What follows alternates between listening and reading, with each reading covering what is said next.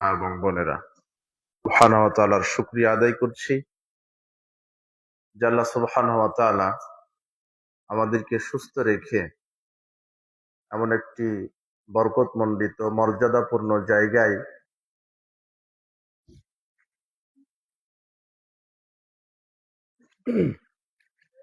আসার বসার তৌফিক দিয়েছেন। সেই মহান মনিবের দরবারে আমরা লাখো কোটি শুকরিয়া আদায় করছি। আমরা সকলেই বলছি আলহামদুলিল্লাহ।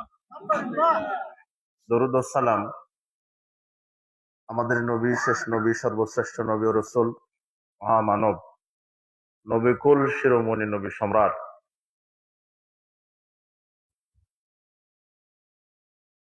তিনি হচ্ছেন মুহাম্মদ সাল্লাল্লাহু আলাইহি সাল্লাম। তার প্রতি অগণিত লাখো কোটি দরুদ এবং সালাম আমরা পেশ করছি। বর্ষিত হোক, দোয়া করছি। আমরা সংক্ষেপে বলছি সাল্লাল্লাহু আলাইহি ওয়াসাল্লাম। আমরা আজকের ইসলামী সম্মেলনে আমার আলোচনার বিষয় শিরক এবং বিদআত। আমাকে লিখে দেওয়া হয়েছে শিরক এবং বিদআত। আল্লাহ কবুল করলে এই বিষয়ে আমরা আলোচনা করবো ইনশাআল্লাহ। আর এই জায়গায় লিখছেন তাফসিরুল কোরআন মাহফিল, আর আমাকে বলা হয়েছে প্রখ্যাত মুফাসসির। আসলে তাফসির এটা লিখবেন না, ইসলামী সম্মেলন লিখবেন। অন্তত গোটা বাংলাদেশে আপনি খুঁজে 2 থেকে 3 জন মুফাসসির পেতে পারেন, আর বেশি পাবেন না। বাংলাদেশে মুফাসসিরই নাই। মুফাসসির হতে গেলে 16টা বিদ্যা লাগে। কতটা? বাংলাদেশ সিলেবাসে পড়ানো হয় 6 থেকে 7টা, 9টা 10টা বিদ্যাই নাই বাংলাদেশে, অথচ ঘরে ঘরে মুফাসসির। কথা বুঝেছেন? আর আমাদের দেশের যারা মুফাসসির, এরা কোরআন হাদিস থেকে বক্তব্য দেয় না, এমনিতেই সাপ ভাল্লুক এগুলোর একটু কিচ্ছা কাহিনী বলে, জেলখানায় 2 দিন ছিল তার একটু বক্তব্য দিয়ে চলে যায়। এরা জাতিকে ইমানটা শিখিয়ে দিতে পারেনি, ওযুই শিখিয়ে দিতে পারেনি এরা জাতিকে। যারা জাতির কর্ণধার, জাতির শ্রেষ্ঠ সন্তান, তারা হচ্ছেন দেশের আলেম ওলামা। কারা? আলেম ওলামা। পৃথিবীতে শ্রেষ্ঠ কিতাব হচ্ছে কোরআনুল কারীম, যেটা আল্লাহ প্রদত্ত, এবং নবী করিম সাল্লাল্লাহু আলাইহি ওয়াসাল্লামের সুন্নাহ। তো এই দুটি কিতাব যারা ধারণ করে, লালন করে, প্রচার করে, তো তারা জাতির শ্রেষ্ঠ সন্তান, অর্থাৎ আলেম ওলামা, যারা মানুষকে সঠিক পথের দিশা দেয়, হেদায়েতের রাস্তা দেখিয়ে দেয়, জান্নাতের পথ দেখায়, জাহান্নামের পথ থেকে সতর্ক করে। তারা জাতির কারা? হ্যাঁ, শ্রেষ্ঠ সন্তান, অর্থাৎ আলেম ওলামা। কারা মানুষকে জাহান্নাম থেকে সতর্ক করে? আলেমেরা। জান্নাতের পথ দেখায় কারা? সঠিক রাস্তার কথা বলে দেয় কারা? আলেমেরা। এখন এই আলেমেরাই যদি জাহান্নামে চলে যায়, তাহলে কেমন লাগে বিষয়টা? খারাপ লাগে না? সবাই মনোযোগ দিয়ে শুনবেন, একেবারে সবাই রেডি তো বক্তব্য শোনার জন্য, নাকি? আচ্ছা, বক্তব্য বুঝতে হবে। আমরা আজকে ক্লাসে বসেছি, আপনারা স্টুডেন্ট, আমরাও স্টুডেন্ট, কিন্তু এখন শিক্ষকের ভূমিকায় আছি, তাই তো? খুব মনোযোগী হবেন। দেওয়া হচ্ছে শিরক এবং বিদআত, এই বিষয়ে আলোচনা করবো ইনশাআল্লাহ। মা বোনেরা আসছে, সবাই আসছেন, আপনারা সবার জন্যই জরুরি একটা বিষয়। জাহান্নামে যাবে যত পাপের কারণে, তার মধ্যে শিরক এবং বিদআত ভয়াবহ। অন্যান্য পাপে জাহান্নামে গেলেও চিরস্থায়ী হবে না।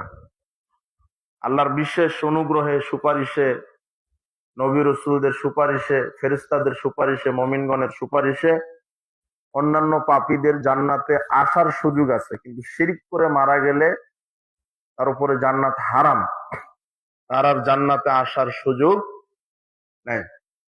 এটা গুরুত্বপূর্ণ একটি বিষয়, আমাদের জানতে হবে শিরক কি এবং বেদাত কি। এই জন্য দুনিয়াবি চিন্তা চেতনা বাদ দিবেন, এক খেলে আমাদের দিকে লক্ষ্য করুন, আমাদের কথার দিকে।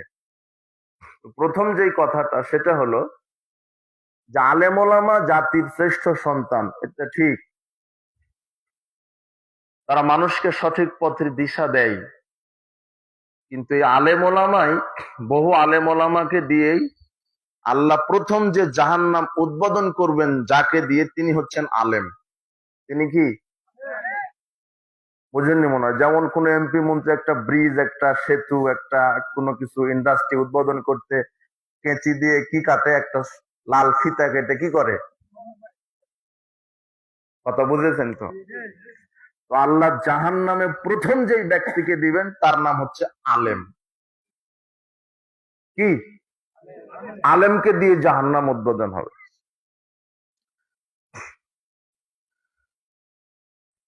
সাওবান রাদিয়াল্লাহু আনহু বলছেন, রাসূল সাল্লাল্লাহু আলাইহি ওয়াসাল্লাম বলছেন, ইন্না মিম্মা আতাখাওয়াফু মিনহু আলা উম্মতি আইম্মাতাল মুদিল্লিন।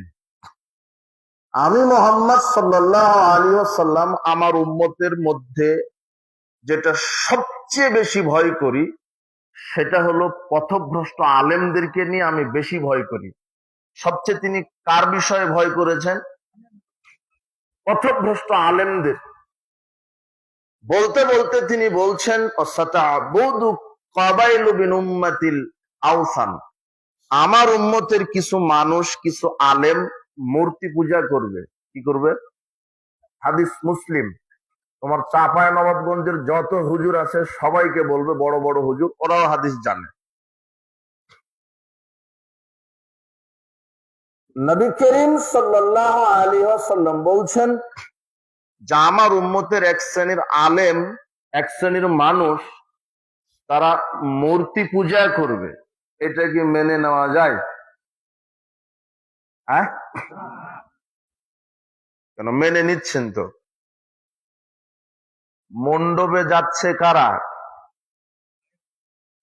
দেখেননি নাকি? হ্যাঁ, দেখেছেন? হ্যাঁ।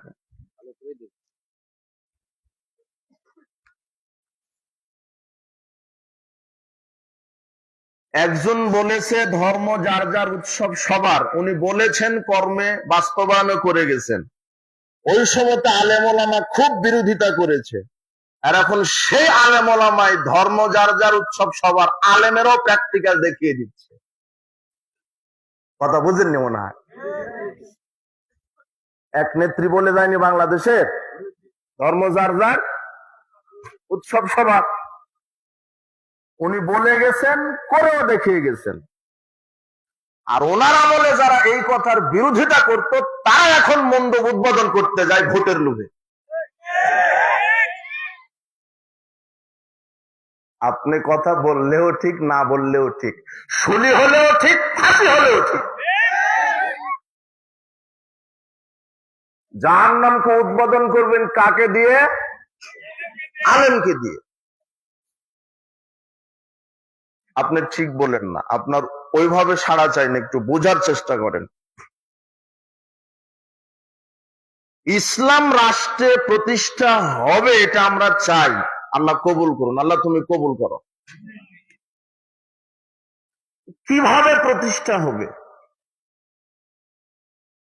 এদেশের আলেম ওলামাই কি ইসলামের প্রথম কর্ণধার, না হাজার হাজার লক্ষ নবী রাসূল চলে গেছেন? তো তারা কিভাবে দুনিয়াতে ইসলাম প্রচারের কাজ করেছে? কিয়ামত পর্যন্ত যদি নবী রাসূলদের তরিকা বাদ দিয়ে ইহুদি খ্রিস্টানের বস্তা পচা মতবাদ দিয়ে ইসলাম প্রতিষ্ঠা করার স্বপ্ন দেখা হয়, কিয়ামত পর্যন্ত বাস্তবায়ন হবে না। ইসলাম প্রতিষ্ঠিত হবে ইসলামের নীতিতে, ইসলামের তরিকায়।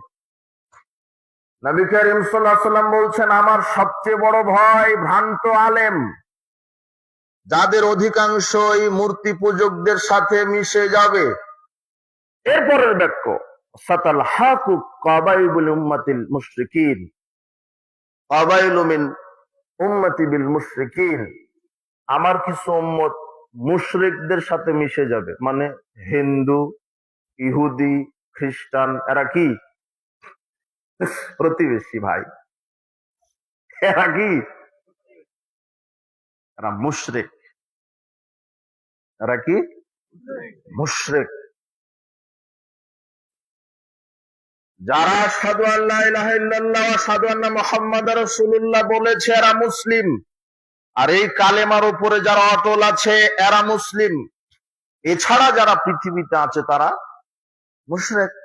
যারা আল্লাহকে মানে না, আল্লাহর বিধানের পরিবর্তে মানুষের বিধান মানে, এরা কি মুশরিক। চলে যাচ্ছেন, অসুস্থ না? আচ্ছা আচ্ছা, বাসা এখানে। আমার বক্তব্য আংশিক শুনে যদি অনেকে উঠে যায় তাহলে বুঝতে পারবে না, টোটাল শুনতে হবে। কথা বুঝেননি মনে হয়।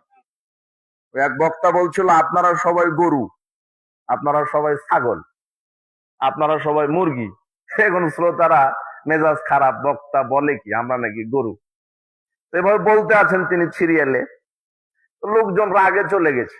7 কিলোমিটার যাওয়ার পরে মাইকের আওয়াজ যাচ্ছে, বক্তা তো বলতে আছে সিরিয়াল আপনারা সবাই গরু, আপনারা সবাই মুরগি, আপনারা সবাই হাঁস। মানুষের তো রাগ হবে। এইভাবে সিরিয়ালে বলতে বলতে বলছেন যে ঘরে ঘরে প্রতিপালন করুন। এখন ওই 1/2 কিলোমিটার চলে গেছে লোকটা, বলছে আয় সুবহানাল্লাহ, তো হুজুর তো আমাকে গরু বলেনি, আমাদেরকে গরু কি করতে বলেছেন? প্রথমেই যে আমি বললাম যে হুজুর দিয়ে জাহান্নাম উদ্বোধন হবে, আবার অনেক হুজুর থাকতে পারে ওরা রাগ করে উঠে চলে যেতে পারে, তাই কি না? ওদের আমার বক্তব্য শুনলে বিষয়টা কি হবে, সুস্পষ্ট হবে। এই জন্য বলছি ধৈর্য সহকারে এসেছেন, শোনার বোঝার চেষ্টা করেন। নবী করিম সাল্লাল্লাহু আলাইহি ওয়াসাল্লাম বলছেন যে আমার উম্মতের এক শ্রেণীর যারা হুজুর থাকবে, আলেম, তারা হবে ভ্রান্ত। আর আমার উম্মতের অনেকেই মূর্তি পূজকদের সাথে মিশে যাবে। আমার উম্মতের অনেকেই মুশরিকদের সাথে মিশে যাবে। আজকে তাই হয়েছে। আজকে কি হয়েছে? তাই হয়েছে। কিভাবে? অফিস, আদালত, কোর্ট কাচারি, শিক্ষাঙ্গন, রাজনীতি, অর্থনীতি, সমাজনীতি, সব ক্ষেত্রে কি মুসলমানের আদর্শ না হিন্দু, ইহুদি, খ্রিস্টানের আদর্শ? হ্যাঁ, অর্থনীতি হলো সুদী অর্থনীতি, নাকি বাংলাদেশের জাকাত ভিত্তিক অর্থনীতি আছে? বাংলাদেশের যত ব্যাংক আছে এগুলো হিন্দুরা পরিচালনা করে না মুসলমানেরা? কিন্তু ওটা সুদ না জাকাত? তাহলে এরা কাদের অনুসারী? বাংলাদেশে যত রাজনীতিবিদ আছে,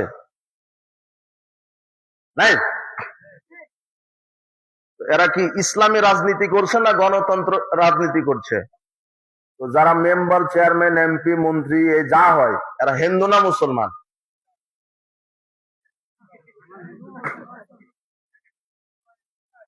হ্যাঁ, মুসলমান বেশি, তাই না? হিন্দু আছে। বাংলাদেশ কি হিন্দু দেশ না মুসলিম দেশ? মুসলিম দেশে তো মুসলিম আইন চলবে। কথা বুঝেননি? বিজাতীয় আইন চলবে কেন? কিন্তু কি আইন চলে? চুরি করলে হাত কাটা লাগবে। এটা হলো কিসের আইন?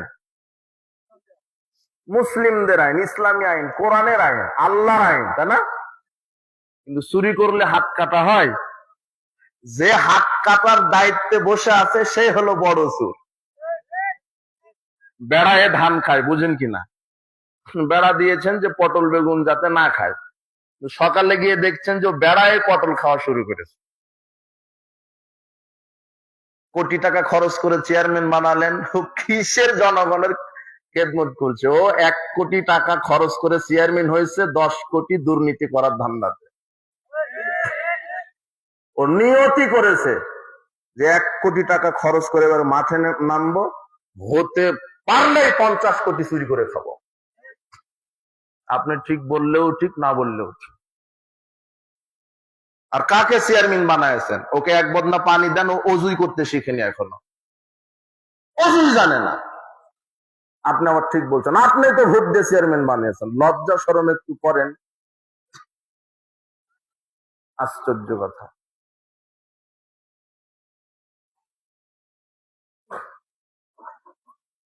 আচ্ছা, এখন সব উপর উপর দিয়ে কথা হচ্ছে, কিছুই বুঝতে পারেননি, এই জন্য শেষ পর্যন্ত আপনাকে থাকতে হবে। কথা বুঝেছেন? জেল হলে, ফাঁসি হলে আমাদের আগে হবে, এগুলো কথা বলাও কঠিন, সামলানোও কঠিন। আপনাদের তো হবে না। আমার বক্তব্য যাদের বিরুদ্ধে যাচ্ছে, ওরা ক্ষমতা গেলে হয়তো আমাকে জেলে ভরে দিবে, কিন্তু আমাকে তো হক কথা বলতে হবে, বলতে হবে না? আপনার পরিচয়টা কি? না, আমি শুনলাম আপনার এখানে, শুনলাম আপনি এই যুবকদের যে সংগঠন প্রধান দায়িত্বে আছেন, মনে হয় উপদেষ্টা। হ্যাঁ, উপদেষ্টা। আমি, ভালো লাগছে আমাকে, এবং আপনার বক্তব্যটা আমি শুনলাম, ভালো লাগছে। আপনি যেন প্রাইমারি স্কুলটা হয় এই আবেদনটা করছেন, তাই না? মাদ্রাসার কথা বলছেন তো? মাদ্রাসার কথা বলেননি না?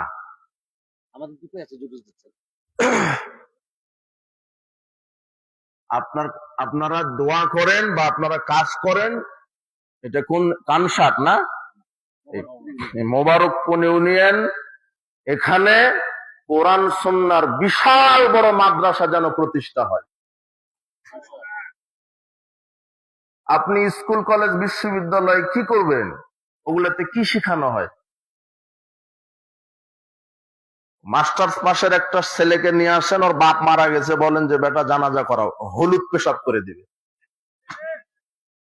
শুধু পেশাব না, কি পেশাব? হলুদ পেশাব। এদেশের প্রাইমারি থেকে মাস্টার্স পর্যন্ত কোরআনের সিলেবাস আছে, হাদিসের সিলেবাস আছে, অথচ যারা শিক্ষা কারিকুলামে, এরা হিন্দু না মুসলমান বসে আছে? আরে বাবা, আমাদের কোনো আফসোস নাই, ওরাই থাক, কেননা ওরা মুসলিম। ইসলাম কিন্তু নেতার পরিবর্তন চায় না, ইসলাম হচ্ছে নীতির পরিবর্তন চায়। কিসের? নীতির। আপনি নেতৃত্ব দিবেন, কারণ আপনার ভিতরে দূরদর্শিতা আছে, আপনি জেন্টলম্যান, আপনি শিক্ষিত মানুষ, কিন্তু আপনাকে এটা মনে রাখতে হবে, আমার স্রষ্টাকে। আমি এরকম ছিলাম না, আমি ছিলাম মাতৃগর্ভে, আমি কিছুই জানতাম না। আল্লাহ আমার স্রষ্টা, তিনি যদি পৃথিবীতে আমাকে না পাঠাতেন আমি আসতে পারতাম না। তিনি আমাকে দুটো হাত দিয়েছেন দেখার জন্য, চোখ দিয়েছেন কথা বলার জন্য, মুখ, জিহ্বা, ঠোঁট দিয়েছেন। পৃথিবীতে অনেক মানুষ আছে যাদের ঠোঁট আছে, জিহ্বা আছে, কিন্তু কথা বলতে পারে না। পৃথিবীতে অনেক মানুষ আছে, দুটো হাত আছে, হাত দিয়ে ধরতে পারে না, আল্লাহ অবশ করে রেখেছেন। পৃথিবীতে বহু মানুষ আছে, দুটো পা আছে, কিন্তু হাঁটতে পারে না, অবশ্যই আছে। হাঁটার ক্ষমতা এবং অবশ করার ক্ষমতা কার? এই আল্লাহকে ভুলে গেলেন আপনি। মাতৃগর্ভে যতদিন ছিলেন, মায়ের নাভির তারের সাথে জোড়া লাগিয়ে আল্লাহ আপনাকে রক্ত দিয়ে মানুষ করেছেন। যেদিন পৃথিবীতে আসলেন, সেদিন দুনিয়ার কোনো মানুষ ভাবেন আপনি কি খাবেন, আপনি ছোট অবস্থায় কিভাবে প্রতিপালন হবেন, আল্লাহ আগেই ভেবেছেন। তাই মায়ের বুকের মধ্যে দুইটা রিজার্ভ ট্যাঙ্কি দিয়ে আপনাকে বড় করেছেন। কি খাবেন সে আল্লাহকে ভুলে গেলেন। সে আল্লাহর শিক্ষা ব্যবস্থা বাদ দিয়ে ইহুদি খ্রিস্টানের নাস্তিক্যবাদী শিক্ষা ব্যবস্থা আপনি চালু করলেন। আপনি দেশের জাতির সামনে গাদ্দারি করেছেন। এদেশের শিক্ষা ব্যবস্থা, শিক্ষা কারিকুলাম কোরআন, সুন্নাহ, তাওহীদ, রিসালাত, পরকাল ভিত্তিক হতে হবে। পশ্চিম কালো বাংলার তাওহীদি জনতা এই নাস্তিক্যবাদী সেকুলার শিক্ষা ব্যবস্থা মেনে নিতে পারে না। দুদিন আগে শুনলাম প্রাইমারিতে গানের শিক্ষক নিয়োগ দেওয়া হবে, শুনেন নাই? কেন সব হিন্দু, সব কাপুরুষ বলতে পারে না? গানের শিক্ষক কেন? আল্লাহ বলছেন মিনান নাস মান ইশতারি লাহুল হাদিস, পৃথিবীতে অনেক মানুষ আছে যারা অশ্লীলতা গান বাজনাকে প্রমোট করবে, আমি এদেরকে শাস্তি দিব, সবচেয়ে জঘন্য শাস্তি। নবী করিম সাল্লাল্লাহু আলাইহি ওয়াসাল্লাম বলছেন লা ইয়াকুনান্না মিন উম্মতি আকওয়ামুন ইস্তাহিল্লুনাল হিরা ওয়াল হারিরা ওয়াল খামরা ওয়াল মাদিব। আল্লাহর নবী বলছেন আমার উম্মতের বহু মানুষ গান বাজনাকে হালাল মনে করবে, মাদককে হালাল মনে করবে, রেশমি পোশাককে হালাল মনে করবে। তিনি বলছেন ইয়াজালু মিনহুমুল কিরদাতুল খানাজির, যারা গান বাজনা টিভিতে মোবাইলে বেপরদায় শোনে, যারা শিক্ষা প্রতিষ্ঠানে আপনার ওই বিভিন্ন দিবসে বিবাহের অনুষ্ঠানে মোবাইলে টিভিতে রাস্তাঘাটে এইভাবে কনসার্ট শোনে, আপনার এভাবে লগ্ন জাহেলিয়াত গান বাজনা শ্রবণ করে, আর যারা বিড়ি সিগারেট জর্দা ইয়াবা গুল খায়, আল্লাহর নবী বলছেন এরা হলো কুকুর সিগাল। এরা কি? কুকুর সিগাল। যে ব্যক্তিটা মোবাইলে গান শুনছে নগ্ন নারী, ও হলো কুকুর সিগাল। এ কথা মুহাম্মদ সাল্লাল্লাহু আলাইহি ওয়াসাল্লাম বলছেন। এখন আপনি বলবেন হাদিস, হাদিস ইবনে মাজাহ 4020 নম্বর হাদিস নেন, এবার আপনিও পড়েন, হুজুরকেও পড়তে বলেন। তার মানে শিক্ষা ব্যবস্থা সবাইকে মানুষ নয়, কি বানাতে চেয়েছে? কুকুর সিগাল। আর তোমার দারুণ তো বলে গেছে মানুষ আসলে মানুষ না, মানুষ হলো বান্দরের জাত। ওটা বিশ্ববিদ্যালয়ে পড়ানো হয়, আর বিশ্ববিদ্যালয়ে পাশ করে আপনার ছেলে দুটো ফটর ফটর ইংরেজি জানে, আর আপনি বলছেন আমার ছেলেটা ইংরেজি জানে। কি শিখেছে? যে দেয়ার ইজ নো গড, আল্লাহ বলতে কিছুই নেই। বাম হাতে খায়, দাঁড়িয়ে খায়। আল্লাহ রাসূল বলছেন বাম হাতে শয়তান খায়। কে খায়? শয়তান খায়। বিসমিল্লাহ বলে না। বাম হাতে আছে পানির গ্লাস, বাম হাতে আছে আপেল, বাম হাতে আছে কলা, আর ডান হাতে আছে হলো গাঁজা, ডানসান সুইচ। যেটা কুকুরেও খায় না, সিগালেও খায় না। আশ্চর্য একটা খাবার বিড়ি সিগারেট, মানুষ ছাড়া পৃথিবীতে দ্বিতীয় কোনো প্রাণী খায় না। এই যুবক, তোমার পকেটে সিগারেট আছে, দাও তো একটা কুকুরকে, দাও তো দেখি। কুকুর পেশাব করে দিতে রাজি আছে, তো মুখে দিতে রাজি নাই। যেটা তুমি খাও, তোমার বাপ খায়, তোমার মাস্টার খায়। আর সমাজে যে যত বড় শিক্ষিত, তার গাঁজার পাওয়ারও তত বেশি। ভ্যান চালক ওই আকিস কোম্পানির বিড়ি পর্যন্ত শেষ, কেন? আর ইনকাম কম। আর তোমার ওই মাদ্রাসার যিনি প্রিন্সিপাল, ওর ইনকাম বেশি, জর্দার পাওয়ারও বেশি। তোমার হেডমাস্টার বেতন বেশি, ওর প্যাকেটে তুমি বিড়ি পাবে না। ও বলছে আমি একটা হেডমাস্টার, বিড়ি খেলে মান সম্মান থাকে নাকি, আমার সুইচ খেতে হবে। আপনি হাসছেন। নবী করিম সাল্লাল্লাহু আলাইহি ওয়াসাল্লাম বলছেন আমার উম্মতের লাশরাবান্নান নাসাল খামারা, আমার উম্মতের বহু মানুষ মদ পান করবে। ইসমনা হবে গারে ইসমিহা, নাম দিবে বিভিন্ন, সেটাই বিড়ি, তার নাম মদ, নাম দিয়েছে বিড়ি। কি দিয়েছে? বিড়ি। আমার উম্মত মাদক সেবন করবে, নাম দিবে বিভিন্ন, সেটাই সিগারেট, সেটাই গুল, সেটাই জর্দা, সেটাই আলাপাতা, হেরোইন, ফেন্সিডিল, গাঁজা, প্যাথোডিন, মারিজুয়ানা, চর্চ, হাসিস, যা আছে, ফেন্সিডিল, বিয়ার, যা বলেন নাম দিয়েছে ভিন্ন, কিন্তু আসলে ওটা কি? মদ। তিনি বলছেন যারা এটা খাবে, ইয়াজালু মিনহুমুল কিরদাতুল খানাজির, তারা হবে শুয়োর এবং বানর। তারা কি হবে? শুয়োর এবং বানর। এটা তো মুহাম্মদ সাল্লাল্লাহু আলাইহি ওয়াসাল্লামের আরবিতে কথা, আমি শুধু বাংলাতে কি করলাম আপনাকে। এখন তোমার নেতা বলতে পারে এত বড় কথা, তা তোমার নেতাকে হাদিস পড়তে হবে। যদি বলে আমি মুসলিম, তাহলে তার নেতা একজন, তার নাম কি? মুহাম্মদ সাল্লাল্লাহু আলাইহি ওয়াসাল্লাম। তার কথা মেনে নিতে হবে।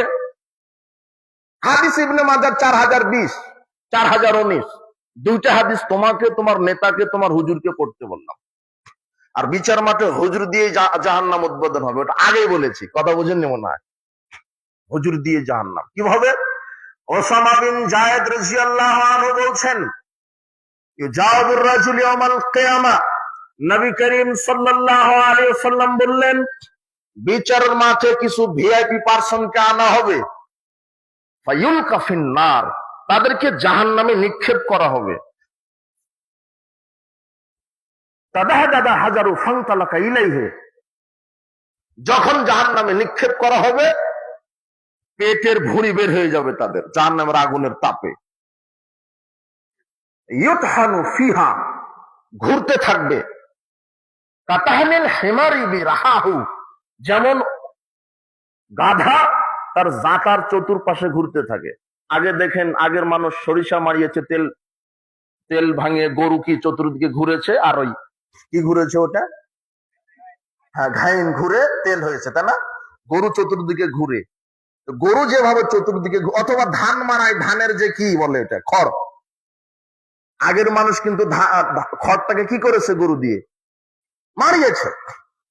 এইভাবে এক শ্রেণীর মানুষ যখন ওই জাহান্নামে যাবে, ভুঁড়িটা বের হয়ে যাবে, আর ভুঁড়ির চতুর্দিকে এক শ্রেণীর নেতা, এক শ্রেণীর আলেম ওভাবে ঘুরতে থাকবে। কে ঘুরতে থাকবে? আলেম। জাহান্নামে আলেম তার ভুঁড়ির চতুর্দিকে ঘুরতে থাকবে। এখন মানুষ বলবে যে আইয়া ফুলান মাসানুকা, আশ্চর্য কথা, আপনার কি এই হালত কেন?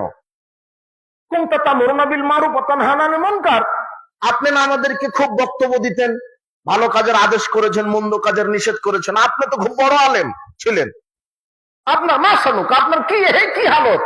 ফারিস্তা মহলুন নার, সবাই জাহান্নামের চতুর্দিকে একত্রিত হয়ে আলেমকে বলবো আপনার কি অবস্থা? তখন আলেম বলবে কুনতু আমুরুকুম বিল মারুফ, হ্যাঁ আমি ভালো বক্তব্য দিয়েছি, ওলা আতিহি, কিন্তু আমি নিজেই মানিনি। আমি কোরআনে ইবারত করেছি ইন্নামাল খামর, আল্লাহ মদ হারাম করেছে, আরে হুজুর নিজে মদের বিরুদ্ধে বক্তব্য দিয়ে নিজেই জর্দা খায়া বলে মাকরু। অথচ হুজুর জানে না যে মদ হচ্ছে, এই জর্দা হচ্ছে মদ। জর্দা কি? মাসকারা কাফিরু ফাকালিলু হারাম। মুহাম্মদ সাল্লাল্লাহু আলাইহি ওয়াসাল্লাম বলছেন যে যে জিনিসটা বেশি পরিমাণ খেলে পাগলামি শুরু করে মানুষ, তার একটা দানা খাওয়াটা হারাম। এটা মুহাম্মদ সাল্লাল্লাহু আলাইহি ওয়াসাল্লাম বক্তব্য। কোরআন হাদিসে কোথাও পাবেন না বিড়ির কথা, সিগারেটের কথা, জর্দার কথা, কোথাও নাই। শুধু আছে খামরুন, মানে মদ হারাম। আর এই মদ কি? মুহাম্মদ সাল্লাল্লাহু আলাইহি ওয়াসাল্লাম বলছেন যেটা বেশি পরিমাণ খেলে মানুষ মাতলামি করে, সেটাই কি? এই জন্য আমরা বলছি জর্দা মদ। কেন? হুজুর যে পানের সাথে 1 গ্রাম খাচ্ছে, ওই হুজুরকে 100 গ্রাম খাইয়ে দেখেন, হুজুর আর সূরা ফাতিহা তেলাওয়াত করতে পারবে। বুঝেননি মনে হয়? আর ইসলামের নীতিমালা হচ্ছে আল্লাহ খাবিস গুলিকে হারাম করেছেন, মানে অপবিত্র। খাবিস মানে কি? অপবিত্র। অপবিত্র জিনিসগুলি হারাম। সেটা হলো বিড়ি, সিগারেট, জর্দা গুলি, এগুলো হলো অপবিত্র, এটা খাবিস, এগুলি হারাম। এগুলি হচ্ছে মদ আছে, বিড়ি, সিগারেট, জর্দা, এর যে মশলাটা, এটা হলো তামাক পাতা থেকে তৈরি হয়। কোথায় থেকে? তামাক পাতা থেকে তৈরি হয়। তামাক যেখানে চাষ হয়, তামাক যে এলাকায় চাষ হয়, আপনাদের চাপায়, রাজশাহী, আমাদের নওগাঁ, বিভিন্ন এলাকাতে যে আমরা ধান, গম, ভুট্টা, সবজি চাষ করি, বেড়া দিই। বেড়া বুঝেন তো? বেড়া বুঝেন তো আপনারা? মানে ওই যে বাঁশ খাম দিয়ে বা তার কাটা দিয়ে কি দেন আপনারা? বেড়া। কেন বেড়া দেন? ওই যে পটলটা, বেগুনের গাছটা যেন ছাগলে না খায়, নিরাপত্তা। ওই যে রংপুর, কুড়িগ্রাম, এরপরে এদিকে কুষ্টিয়া, পার্বত্য অঞ্চলে একর একর জমিতে তারা তামাক চাষ করে। কি চাষ করে? তামাক।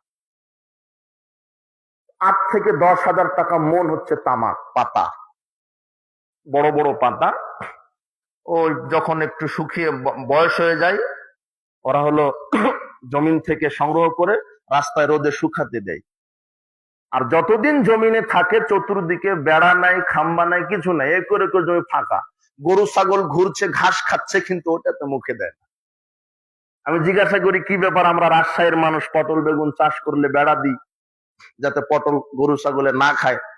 তো ওনারা সুন্দরভাবে তাফসীর করে বুঝিয়ে দিলেন যে হুজুর, এটা গরু ছাগলে খায় না।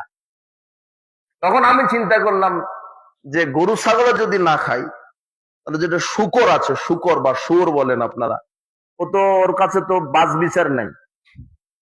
কুকুর আছে, ও পচা দুর্গন্ধ সবই খায়, ওরা কি খায়? হচ্ছে যে ওরাও মুখে দেয় না। আমি চিন্তা করলাম সর্বনাশ, যেটা কুকুর শিগালে খায় না, সেটা খায় দেশের হুজুরেরা, আর খায় নেতারা, আর খায় শিক্ষিতরা। ওই সিগারেটের ভিতরে যে মশলা থাকে, ওটাই তামাকের মশলা। বুঝেননি মনে হয়? বুঝেছেন কি? আর এরা কত বড় শিক্ষিত নামের অশিক্ষিত, আপনি বাজারে গেছেন, আপনার মুদির দোকানে গিয়ে বলছেন 1 প্যাকেট ল্যাকটোজেন দেন, বাচ্চাকে খাওয়াবো। ল্যাকটোজেনের গায়ে লেখা আছে দুধ পান, বিষ পান। তখন আপনি পৃথিবীর সবচেয়ে অশিক্ষিত মানুষ হলো ওই প্যাকেট কিনে বাচ্চাকে কি, আপনি সবচেয়ে অশিক্ষিত মানুষ, মূর্খ মানুষ, কিন্তু আপনি জানতে পেরেছেন এখানে লেখা আছে দুধ পান কি পান, বিষ পান। আপনি খাওয়াবেন না। খাওয়াবেন না তো খাওয়াবেন না, দোকানের যে লাঠিটা আছে ওটা খুঁজে বলবেন, বেটা কিসের দুধ বিক্রি করি যেখানে লেখা আছে দুধ পান, বিষ পান। আরেক ছেলে তোমার শিক্ষক, কলেজের প্রিন্সিপাল, বিশ্ববিদ্যালয়ের ভিসি, ভাইস চ্যান্সেলর, প্রাইমারির হেডমাস্টার, ডিগ্রি, অনেক ইংরেজিতে কথা বলে, সালাতে আদায় করে, প্রথম কাতারের মুসল্লি। এই ভদ্রলোক গিয়ে বলছে 1 প্যাকেট সিগারেট দেন যার গায়ে লেখা আছে ধূমপান, বিষ পান। আবার লেখা আছে ধূমপান করলে ক্যান্সারের। আমি কি মিথ্যা বলছি না ঠিক আছে? আর ও যে খায়, ওর মুখের দুর্গন্ধ আর গ্রামের টয়লেট কোনো পার্থক্য নেই। ওর মুখ দিয়ে গন্ধ, পিছন দিয়ে গন্ধ, বগল দিয়ে গন্ধ, পেট দিয়ে গন্ধ, সারা শরীর গন্ধ। শুয়োরের গায়ের যে গন্ধ, ওর গায়ের গন্ধ সেম টু সেম। আপনি ঠিক বলছেন।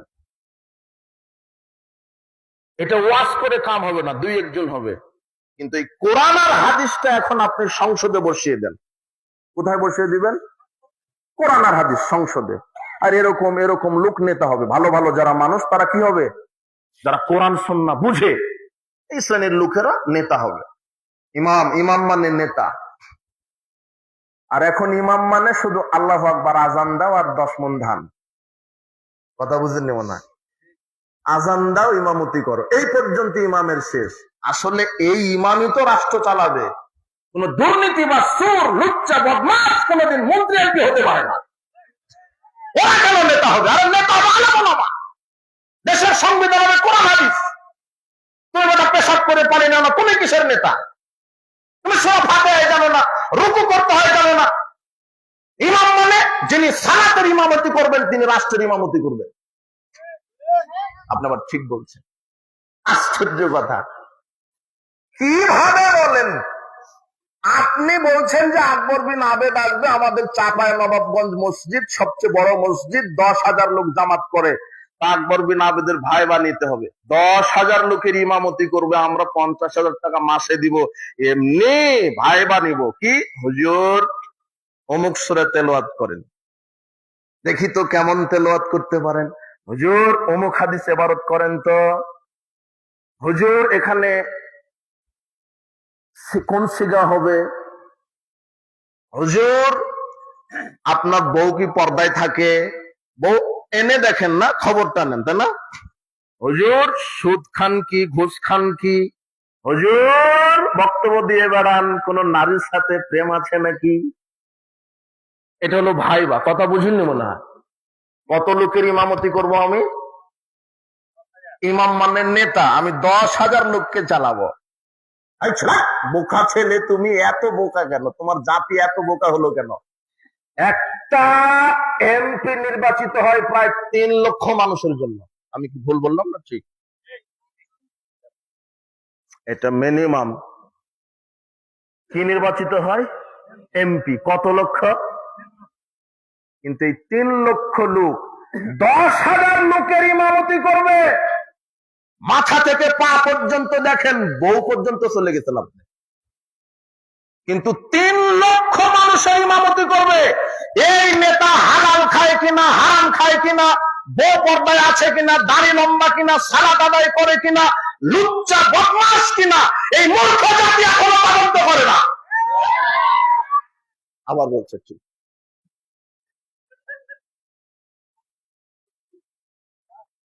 ও নিজে ভোট দিয়ে নেতা করেছে, ও বলছে ঠিক।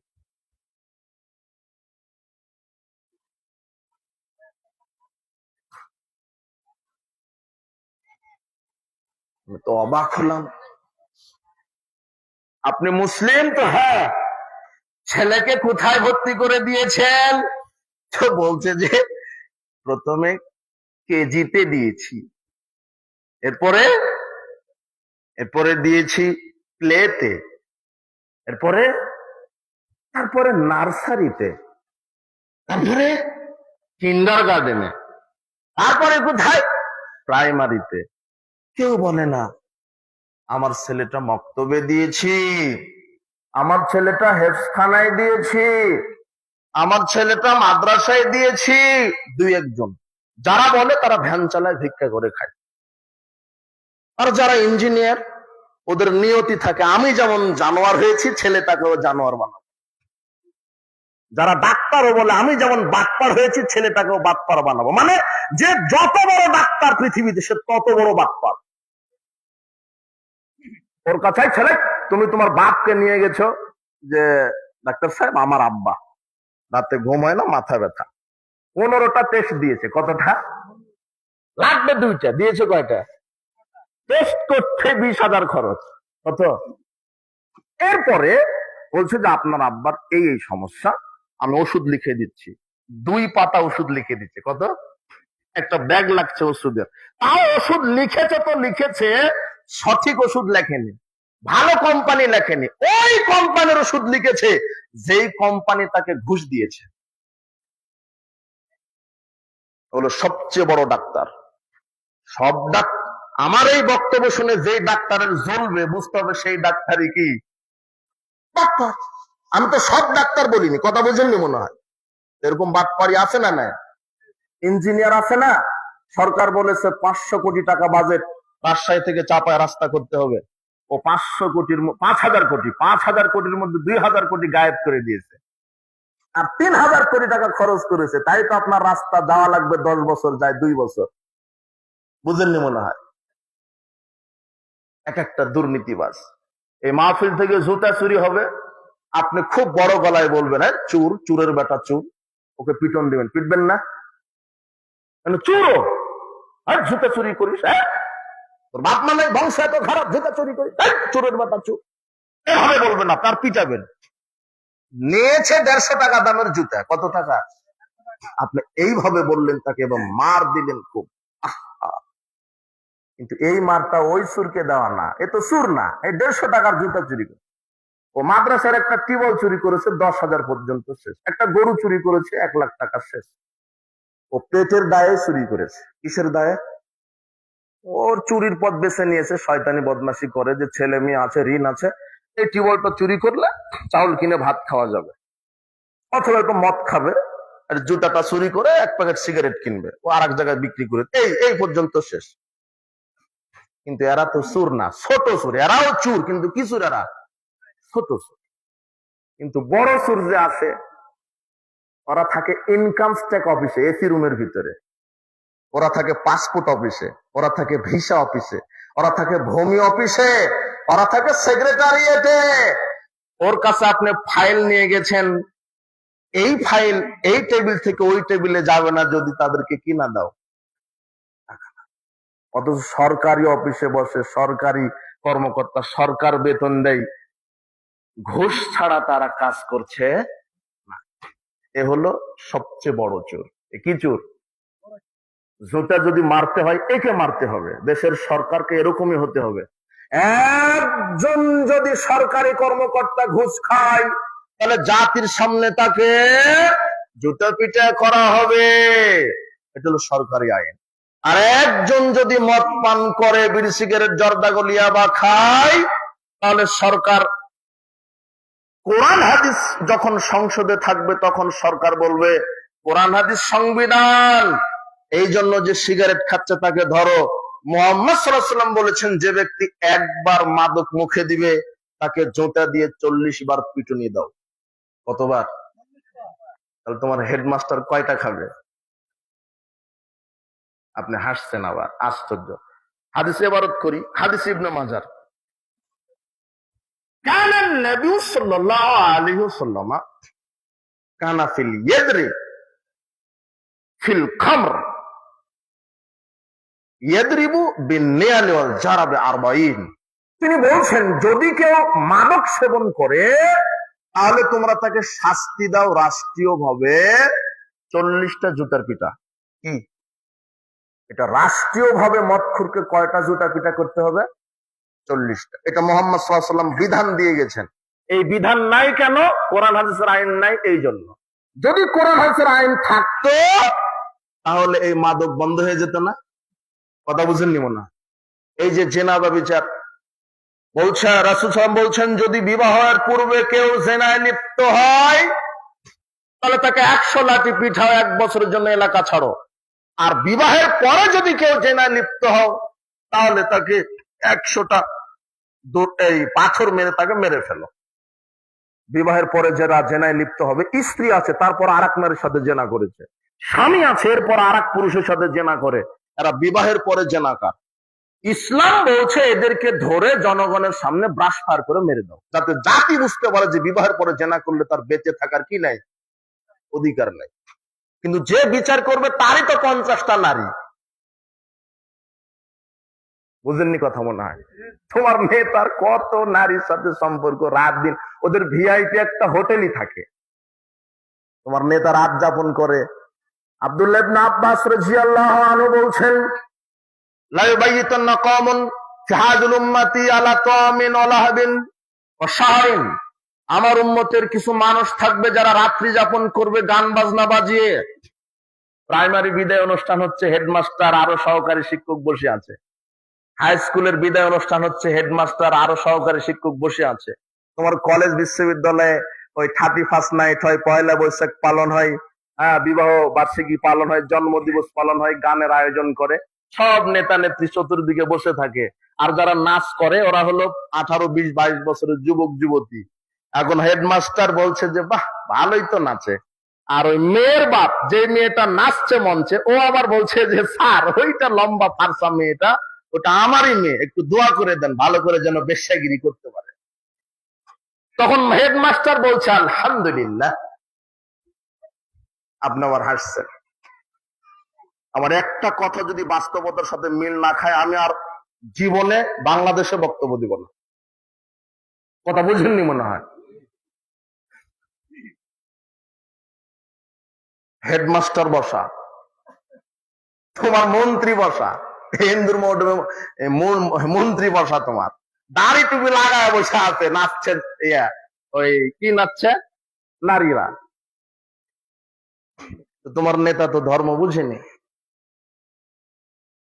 95% মুসলিম, আবার বুঝতে হবে। নবী করিম সাল্লাল্লাহু আলাইহি ওয়াসাল্লাম বলছেন মান শারাবাল খামরা সাকারা লাম তুকবালু সালাতুন 40 সাবাহান, একবার যদি কেউ মাদক মুখে দেয় তার 40 দিনের ফরজ নফল ইবাদত কবুল হবে না। এই জন্য আজকে তওবা করো যুবকেরা, আর কোনদিন বিড়ি সিগারেট জর্দাগুল মুখে দিবেই দিবে, তাই না? না, তোমার বাপকে বলো আব্বা না এটা খাবিস, আর এটা জাহান্নামের খাদ্যের সাথে মিল আছে। আল্লাহ বলছেন জাহান্নামে আমি খেতে দিব যেগুলা পেট ভরবে না, শরীর পুষ্ট হবে না। আপেল খেলে, দুধ খেলে, কলা খেলে শরীরে কি হয়? পুষ্টি হয়, হয় না? শাকসবজি খেলে শরীরে কি হয়? পুষ্টি হয়। ভাত খেলে, গোশ খেলে, রুটি খেলে ক্ষুধা কি হয়? মিটে যায়, ক্ষুধা নিবৃত্ত হয়, হয় না? কিন্তু আল্লাহ বলছেন আমি জাহান্নামীদেরকে যেগুলি খেতে দিব ক্ষুধা কি হবে না, শরীরে কি হবে না। বিড়ি খেলে শরীর ক্ষুধা মিটে যায়, তাই না? পুষ্টি হয়। গাঁজা খেলে শরীর কি হয়? পুষ্টি হয় না? ডাক্তাররা লিখে দেয় যে নিয়মিত গাঁজা খাবেন 3 বেলা। তাহলে জাহান্নামের খাদ্যের সাথে মিল নাই। আচ্ছা, তাহলে আল্লাহ আমাদের সবাইকে হেদায়েত দান করুন। এই মাদক, এই গুল, বিড়ি সিগারেট, জর্দা খাবো না। আল্লাহ তুমি আমাদেরকে হেদায়েত দান করো। আর বিড়ি সিগারেটের ব্যবসাও হারাম। এই পর্যন্ত গেল। যতদিন এই দেশে তাওহীদ রিসালাত ভিত্তিক শিক্ষা ব্যবস্থা কায়েম না করা হবে ততদিন চুরি, ডাকাতি, মাদক বন্ধ হবে না। কোরআন সুন্নাহর আইন যেদিন বাস্তবায়ন হবে, দেশের নেতা নেত্রী নয়, নেত্রী বলা যাবে না কেন বলো তো? নেত্রী বলা যাবে না কেন? আচ্ছা, তুমি এতদিন কোথায় ছিলে? মহিলা নেতৃত্ব হারাম। হ্যাঁ, এই তো এটা সাহসী একটা ছেলে পাওয়া গেছে। নবী করিম সাল্লাল্লাহু আলাইহি সাল্লাম বলছেন, লা ইউফলিহা কওমুন ওয়ালাউ আমরাহুম ইমরাতান। ওই জাতি কখনোই সফল হবে না যেই জাতির একজন মহিলা হবে নেত্রী। কয়জন? নারী নেত্রী হবে না। নারী নেত্রী হবে পরিবারের নেত্রী, ছেলে মেয়েকে শিক্ষা দিবে, স্বামীর খেদমত করবে, সে পড়াশোনা করবে, পড়াশোনা করে নারীর কর্মক্ষেত্রে। এখন বাংলাদেশে নারীরা বলছে আমাদেরকে সমান অধিকার দিতে হবে, বলছে না? হ্যাঁ, এখন আপনারাও বলবেন, নারীদের সামনে গিয়ে স্লোগান দিবেন, আমাদেরকেও সমান অধিকার দিতে হবে। বলে কি, তোমরা বাচ্চা প্রসব করার ক্ষমতা রাখো, আমাদেরকেও বাচ্চা প্রসব করার ক্ষমতা দিতে হবে। কি সমান অধিকার না? কথা বুঝেননি মনে হয়। এরপরে বলবেন, আমরা খেজুর গাছ থেকে রস পাড়ি, তোমাদেরকেও পারতে হবে। সমান অধিকার, একে কি বলা হয়? কিন্তু তোমার নেতা নেত্রী বুঝতেই ভুল করেছে। ও মিডিয়াতে বলছে নাস্তিক আর হারামখোর, এটা মুনাফিক। ও বলছে যে ইসলাম নারীকে ঠকিয়েছে। কি বলছে? ইসলাম নারীকে ঠকিয়েছে। এক ছেলে সমান দুই মেয়ে, আশ্চর্য, এটা হলো বিধান। এক ছেলে সমান দুই মেয়ে, মানে বাপের যদি 3 বিঘা সম্পদ থাকে তাহলে আর একটা ছেলে একটা মেয়ে থাকে তাহলে 2 বিঘা ছেলে পাবে, 1 বিঘা কে পাবে? তাহলে ইসলাম ঠকালো না? মনে করো তোমার বাপের 3 লক্ষ টাকা আছে। কয় লক্ষ? তুমি আর তোমার বোন 2 জন। এখন বন্টনের সময় তুমি পাবে 2 লাখ আর বোন পাবে কত? ঠকালো না? তোমার এই হারামখোর নেতা চিন্তাই করেনি যে একটা পুরুষের পাওয়ার জায়গা শুধু তার বাপ, কি বাপ, এছাড়া তার পাওয়ার জায়গা নাই। কিন্তু একটা নারীকে আল্লাহ কত জায়গা থেকে যে পাওয়ার ব্যবস্থা করেছেন। 1 নম্বর, সে তার বাপের কাছ থেকে তো পেল না, এরপরে সে তার বিয়ের পরে স্বামীর কাছ থেকে পাবে, বাড়ির মালিক হয়ে যায়। কথা বুঝেননি? আপনার স্ত্রীর অনুমতি ছাড়া বাড়িতে কোনো পুরুষই ঢুকবে না, বাড়ির মালিক। ওকে মোহর দিয়ে বিবাহ করতে হবে। কি দিয়ে? মোহর দিয়ে। আর তুমি ভিক্ষুক, তুমি যৌতুক চাও, তোমার চাইতে ইন্টারন্যাশনাল ভিক্ষুক দুনিয়াতে নেই। যৌতুক নিলে সকালে ফেরত দিবে। যৌতুক হারাম। আল্লাহ বলছেন মেয়েদেরকে মোহর দিয়ে বিবাহ করো। মোহর, হজ যাকাত যেমন ফরজ, মোহর আদায় করা ফরজ। এই যে স্বামীর কাছ থেকে পেলো মোহর, আচ্ছা ওই হিসাবটাকে করে নি। তুমি পেলে বাপের কাছ থেকে কত লাখ? মনে নেই? 2 লাখ। তোমার বোন পেয়েছে কত? 1 লাখ। এখন তুমি বিবাহ করো, একটা নারীকে বিবাহ করো, মোহর বাবদ তোমার স্ত্রীকে দিলে 1 লাখ। কত? এখন থাকে কত তোমার? 1 লাখ। ছিল 2 লাখ, মোহর দিয়েছেন কত? 1 লাখ গেছে, আর থাকে কত? এখন তোমার বোনকে বিবাহ দাও কোন ছেলের সাথে, তোমার বোন মোহর বাবদ পেল 1 লক্ষ। কত? তোমার বোনের কাছে ছিল কত? হলো কত?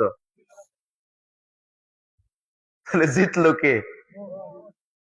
আর তোমার এই হারামখোর, এই মুনাফিক নেতা কি বলছে? ইসলাম নারীকে কি করেছে? ঠকিয়েছে। এই সমান অধিকার চায়। আমি আশ্চর্য হয়েছি তখন যখন একজন মুসলিম পরিবারের নেতা বলে আমরা শরিয়া আইন বিশ্বাস করি না। যুবক, তুমি এই নেতার পিছনে ঘুরেছ, তোমার কি হবে, তোমার নেতার কি হবে যদি আল্লাহকে বিশ্বাস না করে, আল্লাহর বিধানকে না মানে? তুমি এমন নেতার পিছনে ঘুরো যে নেতা ইমানের কথা বলে না, আমলের কথা বলে না, সালাতের কথা বলে না, হজ যাকাতের কথা বলে না। যে নেতা বলে অমুককে মারো, অমুক বাস গাড়ি বাড়ি পুড়িয়ে দাও, টাকা দিব, নারী দিব, এই হারামখোর নেতার পিছনে তুমি ছোট, এই নেতা তো জাহান্নামে যাবে, তোমাকেও জাহান্নামে নিয়ে যাবে ইনশাআল্লাহ। তুমি এমন নেতার পিছনে ঘুরো যে নেতা সালাতের কথা বলে, ইমানের কথা বলে, আমলের কথা বলে, ইসলামের কথা বলে। আর তোমার অভ্রান্ত সত্য নেতা হচ্ছেন একজন যার নাম মুহাম্মদ সাল্লাল্লাহু আলাইহি ওয়াসাল্লাম। আমি তোমাকে কি দিয়ে বুঝাবো? আমি যেটা বুঝাতে চাচ্ছি যে ইসলাম নারীকে ঠকিয়েছে।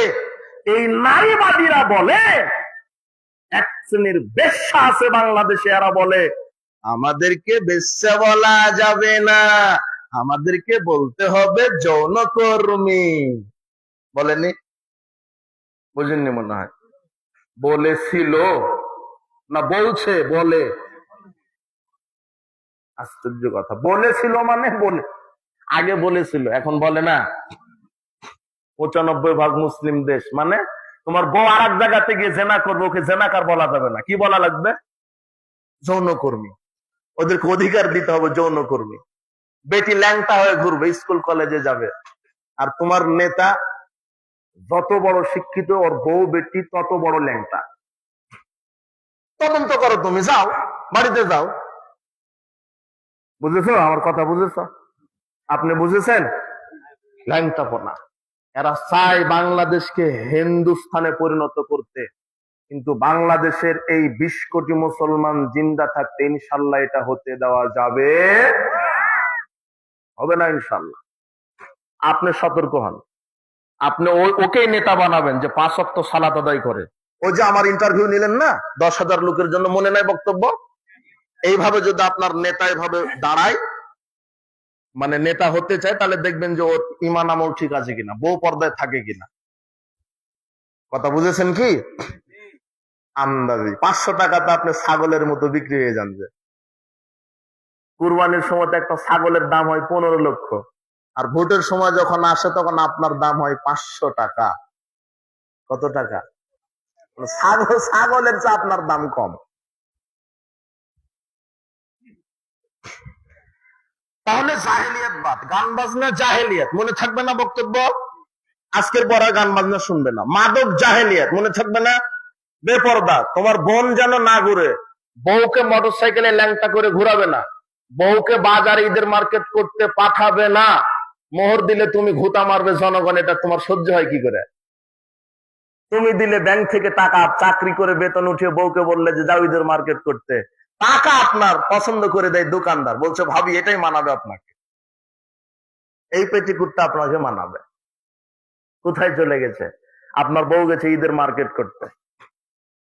আব্দুল্লাহ ইবনে মাসউদ রাদিয়াল্লাহু আনহু বলেন, রাসূল সাল্লাল্লাহু আলাইহি ওয়াসাল্লাম বলেছেন, ইয়া মাশারাশ শাবাব মান ইসতাতা মিনকুমুল বাত, হে যুবকেরা, যদি ক্ষমতা থাকে তাহলে বিবাহ করো। যদি পুরুষ হও, যদি পুরুষ হও তাহলে কি করো? বিবাহ করো। যদি পুরুষ হও, ক্ষমতার নাম বিবাহ করতে হবে, মানে বউ বিবাহ করার পর বউকে বাড়িতে রাখতে হবে, খালার বাড়ি ফুপুর বাড়ি অত ঘুরতে, বিবাহের অনুষ্ঠানে যেতে দেওয়া যাবে না, হাটে বাজারে যেতে দেওয়া যাবে না, নিজের অনুমতি ছাড়া কোথাও যেতে পারবে না, এর নাম ক্ষমতা। আবার দুদিন পরে বাচ্চা হবে, সন্তান হবে, তাদেরকে বলতে হবে, 7 বছর বয়স পর্যন্ত বলতে হবে, আব্বু যখন 7 বছর হয়েছে, এর আগে তাওহীদের জ্ঞান ইমানের জ্ঞান দিতে হবে। 7 বছর হওয়ার সাথে সাথে বলতে হবে, আব্বু এইভাবে ওযু করতে হয়, বিসমিল্লাহ বলে এইভাবে এইভাবে, আব্বু এইভাবে সূরা ফাতিহা, আব্বু এইভাবে সূরা ইখলাস, আব্বু এইভাবে সালাতে দাঁড়াতে হবে। প্রথমে দাঁড়াতে হবে নিয়ত করে, এরপর আল্লাহু আকবার বলে বুকের উপরে হাত বেঁধে সালাতে দাঁড়াতে, এইভাবে রুকু, আব্বু এইভাবে সিজদা থেকে উঠতে হবে, আল্লাহ মাগফিরলি ওয়ারহামনি ওয়াজবুরনি ওয়াহদিনি, এই দোয়া পড়তে হয়। আব্বু শেষ বৈঠকে তাশাহুদ পাঠ করে আসসালামু আলাইকুম ওয়া রাহমাতুল্লাহ, এইভাবে সালাত আদায় করতে হয়। 7 থেকে 10, 3 বছর এইভাবে শিক্ষা দিতে হবে। কয় বছর? 3 বছর। সালাতের শিক্ষা, ইমানের শিক্ষা, আমলের শিক্ষা। আব্বু বিসমিল্লাহ বললে খেতে হয়, বিসমিল্লাহ। ডান হাতে খাও, বাম হাতে শয়তান খায়। দাঁড়িয়ে ছাগলেরা খায়, আব্বু বসে খাও। দাঁড়িয়ে ছাগলেরা খায়, আব্বু বসে খাবে। অপচয় করবে না আব্বু, সুদ খাবে না, ঘুষ খাবে না, দুর্নীতি করবে না আব্বু, জেনা করবে না, শিরক করবে না। লোকমান হাকিম তার ছেলেকে বলছে, লা তুশরিক বিল্লাহি ইন্নাশ শিরকা লাযুলমুন আযীম, শিরক করো না আব্বু, শিরক করো না, জাহান্নামে যাবে।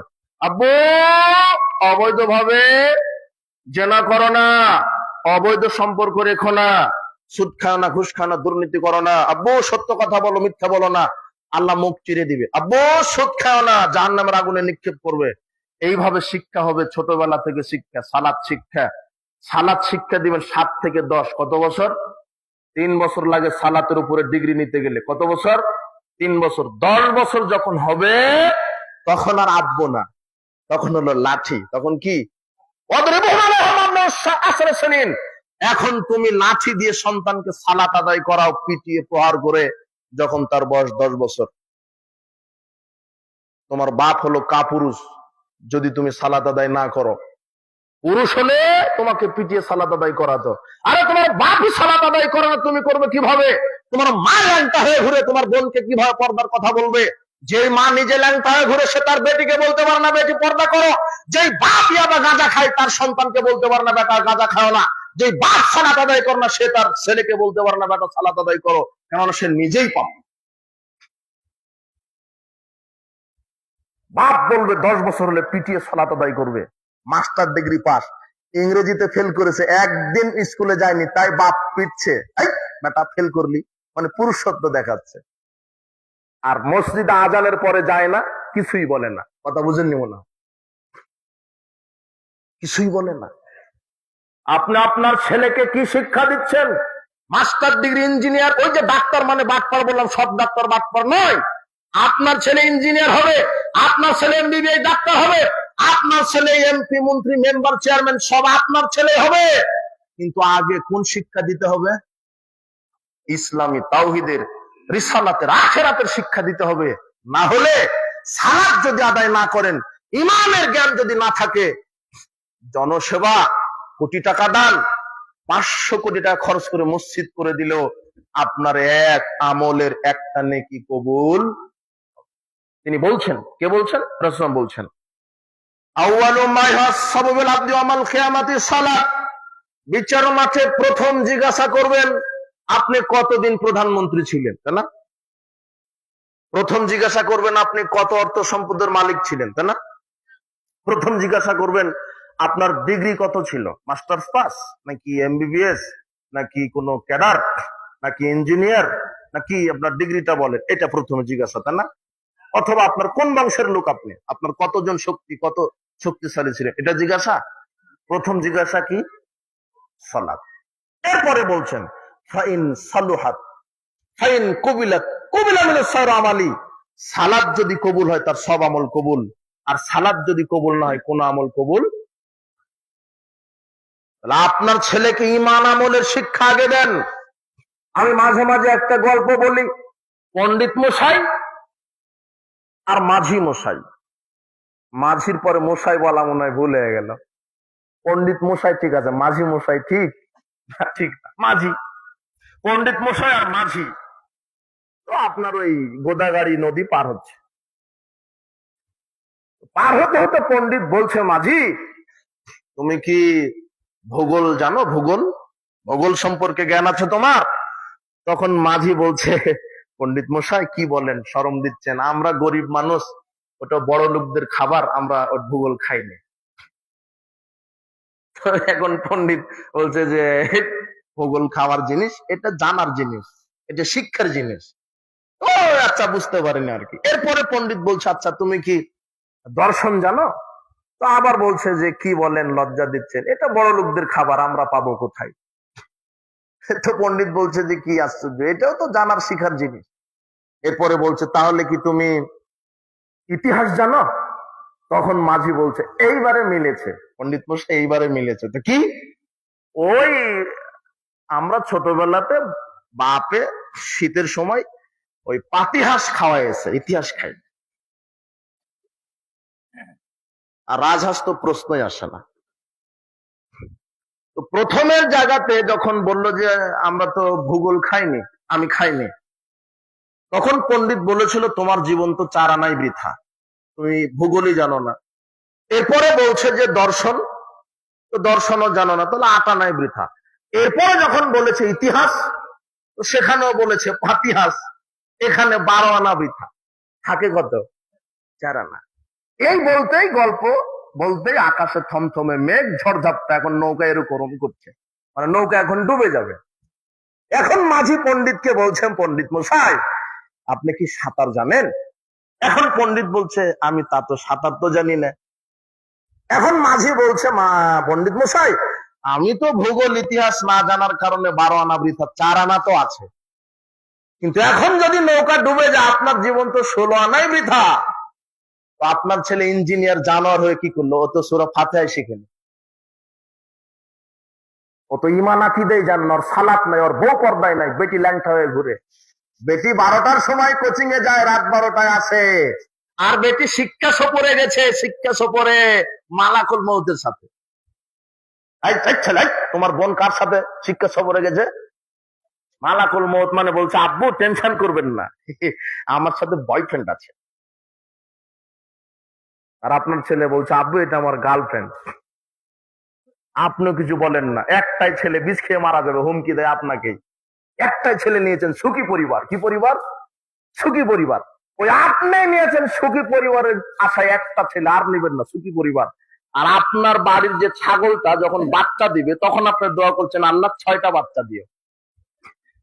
ছাগলের বেলাতে 6টা, নিজের বেলাতে কয়টা? মানে নিজে প্রমাণ করছে ও ছাগলের চাইতে কি, বুঝলেন? আপনি হাসছেন কেন? ওটা তো আপনি। সুখী পরিবার আপনার। একটা ছেলে ধনী দুলেল, কিছুই বলতে পারেন না কেন? একটাই ছেলে বিষ খেয়ে মারা যাবে। মোটরসাইকেল চেয়েছে, আইফোন চেয়েছে, দিতে হবে। পাখি ড্রেস চেয়েছে, দিতে হবে, না হলে বিষ খেয়ে মারা যাবে। আপনিও বিপদে। ও তো শিক্ষা সফরে যাবোই যাবো, 10,000 টাকা লাগবে, আপনিও বিপদে। গেছো তো গেছে আবার মালাকুল মউতের সাথে, বলছে যে আব্বু বয়ফ্রেন্ড আছে। আপনি আবার বিবাহের পরে ফোন দিয়ে বলছেন যে আকবর বিন আবেদ সাহেব একটা ফতোয়া। কি?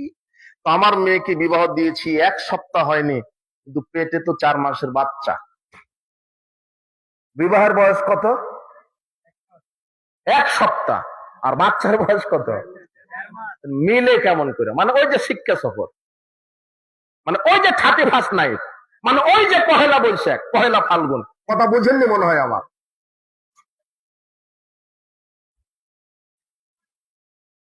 ছেলে তাই বলে আমি তোমার বোনকে শিক্ষা সফরে যেতে নিষেধ করিনি।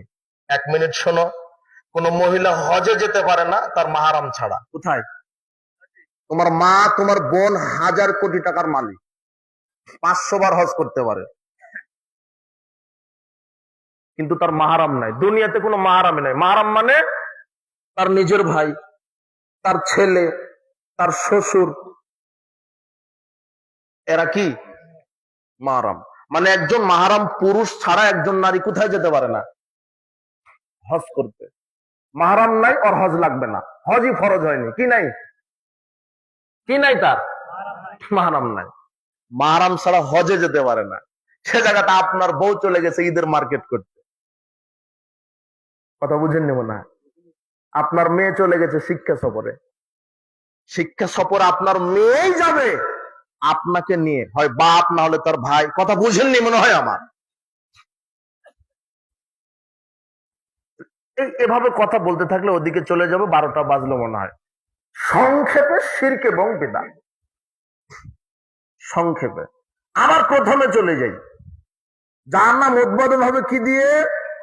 আলেম দিয়ে।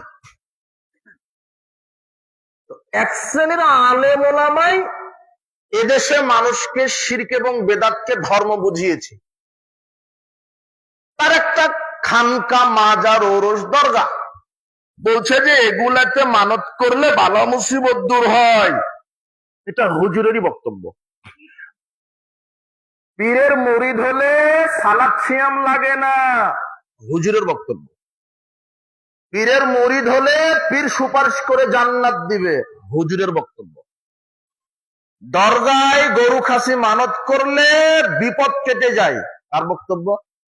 হুজুরের বক্তব্য। অথচ আল্লাহ বলছেন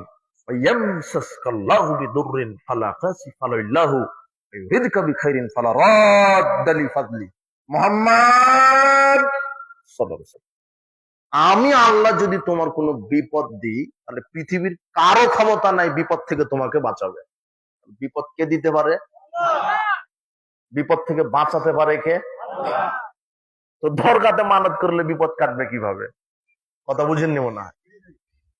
আব্দুল্লাহ ইবনে আব্বাস রাদিয়াল্লাহু আনহু বলছেন, কুনতু খালফা রাসূলিল্লাহ সাল্লাল্লাহু আলাইহি ওয়াসাল্লাম যাতা ইয়াউমিন, একদা আমি রাসূল সাল্লাল্লাহু আলাইহি ওয়াসাল্লামের বাহনের পিছনে ছিলাম। রাসূল সাল্লাল্লাহু আলাইহি ওয়াসাল্লাম আমাকে, আমি ছোট মানুষ, জিজ্ঞাসা করলেন আব্দুল্লাহ ইবনে আব্বাস, আমি তোমাকে কিছু বাক্য শিখিয়ে দিই। কি বাক্য? ইহফাজিল্লাহ, আল্লাহর অধিকার, আল্লাহর অধিকারকে সংরক্ষণ করো। ইয়াহফাজকা, আল্লাহ তোমাকে সংরক্ষিত করে রাখবেন। ইয়াহফাজকা, আল্লাহর সাথে শিরক করো না। তাজিদহু তুজাহাক, আল্লাহর বিধানকে সংরক্ষণ করো। যে কোনো বিপদে আল্লাহকে তুমি পাশে পাবে, আল্লাহর হক আদায় করো। যে কোনো বিপদে, যুবক, তোমার বিপদ যত বড়ই হোক, মনে রেখো আল্লাহর সাহায্য তার চাইতে হাজারো লক্ষ কোটি গুণ বড়। শুধু আল্লাহকে বলবে তুমি, তোমার হুজুর বলছে যে মাজারে দান করলে বিপদ কেটে যায়, ওটা শিরক। মাজার, খানকা, কবর, দরগা, এই ছেলে, তোমার নেতা মাজার থেকেই ক্যানভাস শুরু করে। তোমার নেতার আকীদা যে পীর খুশি হলে আমি মন্ত্রী, মাজার থেকেই ক্যানভাস শুরু। মানে ওখানে একটা গরু দিয়েছে 500টা কস, তাও ছিঁড়া টাকা দিবে না, ছিঁড়া টাকা দিবে মসজিদ মাদ্রাসায়। কোথায়? আর মাজারে দিবে কি টাকা বলে ওটা? কর করে বলে এদিকে ভাষায়, না? নতুন টাকা দেবে, কর করে টাকা দিবে মাজারে, যাতে পীর না অখুশি না হয়, যেন খুশি থাকে। অথচ পীর মারা গেছে 500 বছর আগে। পীরেরই কি হচ্ছে এখন, কত প্রকার সেলুট, কারো জানা নাই। পীরের দাঁত দিয়েছে 500 টাকা। 500 টাকা বহু দূরের কথা, এই ছেলে মোরগ বহু দূরের কথা, গরু খাসি বহু দূরের কথা। নবী করিম সাল্লাল্লাহু আলাইহি ওয়াসাল্লাম বলছেন, শোনো সাহাবীগণ, মাররা রাজুলানে মুসলিমান আলা কওমিন, দুজন ব্যক্তি একটা চাঁপাইনবাবগঞ্জ একটা রাস্তা দিয়ে যাচ্ছিল। চাঁপাইনবাবগঞ্জের কিছু নেতা নেত্রী ওই রাস্তার সামনে খাম্বা, শহীদ মিনার, স্মৃতিসৌধ, মূর্তি নির্মাণ করে রেখেছে। রেখে বলছে যে আমাদের এই মূর্তির সামনে যদি ফুল না দাও, খালি পায়ে যদি নীরবতা পালন না করো, যদি তুমি এখানে গরু খাসি মানত না করো পীরের দরগায়, তাহলে আমরা যেতে দিব না, জেলখানায় বন্দি করব। এটাই কথা, হাদিসের ভাষা। মাররা রাজুলানে মুসলিমানে আলা কওমিন, দুজন ব্যক্তি একটা এলাকার পাশ দিয়ে যাচ্ছিল। তখন এলাকার নেতারা বলছে যে ইয়াকিফুনা আনা সাবামিন লাহুম, সেই নেতা নেত্রীরা একটা মূর্তি, একটা খাম্বা। তো বাংলাদেশে মোড়ে মোড়ে কত মূর্তি ছিল না? তোমার দাদা, তোমার বাপের, তোমার নেতার একটা মূর্তির টাকা দিয়ে ওই যে একটা প্রাইমারি নির্মাণ হতো। আমি মনে হয় ভুল বলছি, হতো না? শুধু পর্দা সেতুর আগে যে মূর্তিটা গঠন করা হয়েছিল 150 কোটি টাকা খরচ করে, একটা মূর্তি তোমার নেতা। তাহলে ওরকম 10টা প্রাইমারি কি করা হতো, নির্মাণ করা হতো। বিচারের মাঠে আল্লাহ পিটাবেন, এভাবে 5 হাতে পিটাবেন, এভাবে আহিউমা খালাকতুম, তুমি যে মূর্তি তৈরি করেছিলে আত্মা দাও। কি দাও? এবার পিটাবেন আর বলবে তুমি যে তোমার নেতার মূর্তি তৈরি করেছিল আত্মা দাও, দে আত্মা দে। এইভাবেই কথা। আপনি আবার আশ্চর্য কথা, বিচার মাঠে সবচেয়ে কঠিন শাস্তি আল্লাহ দিবেন যে মূর্তি তৈরি করেছে, যে মূর্তি তৈরি করতে নির্দেশ দিয়েছে, তাকে সবচেয়ে কি দিবেন? বেশি শাস্তি দিবেন। কাফের তাকে এত বেশি শাস্তি দিবেন না, সবচেয়ে বেশি শাস্তি দিবেন কাকে? যে মূর্তি তৈরি করেছে। এখন আমি বক্তব্যটা কোথায় দিতে গিয়ে এখানে আসলাম, মনে আছে? কি বলতে চেয়েছিলাম? শিরক। ওই যে দুইজন ব্যক্তি যাচ্ছিল রাস্তা দিয়ে, তখন নেতা ওখানে কি তৈরি করেছে?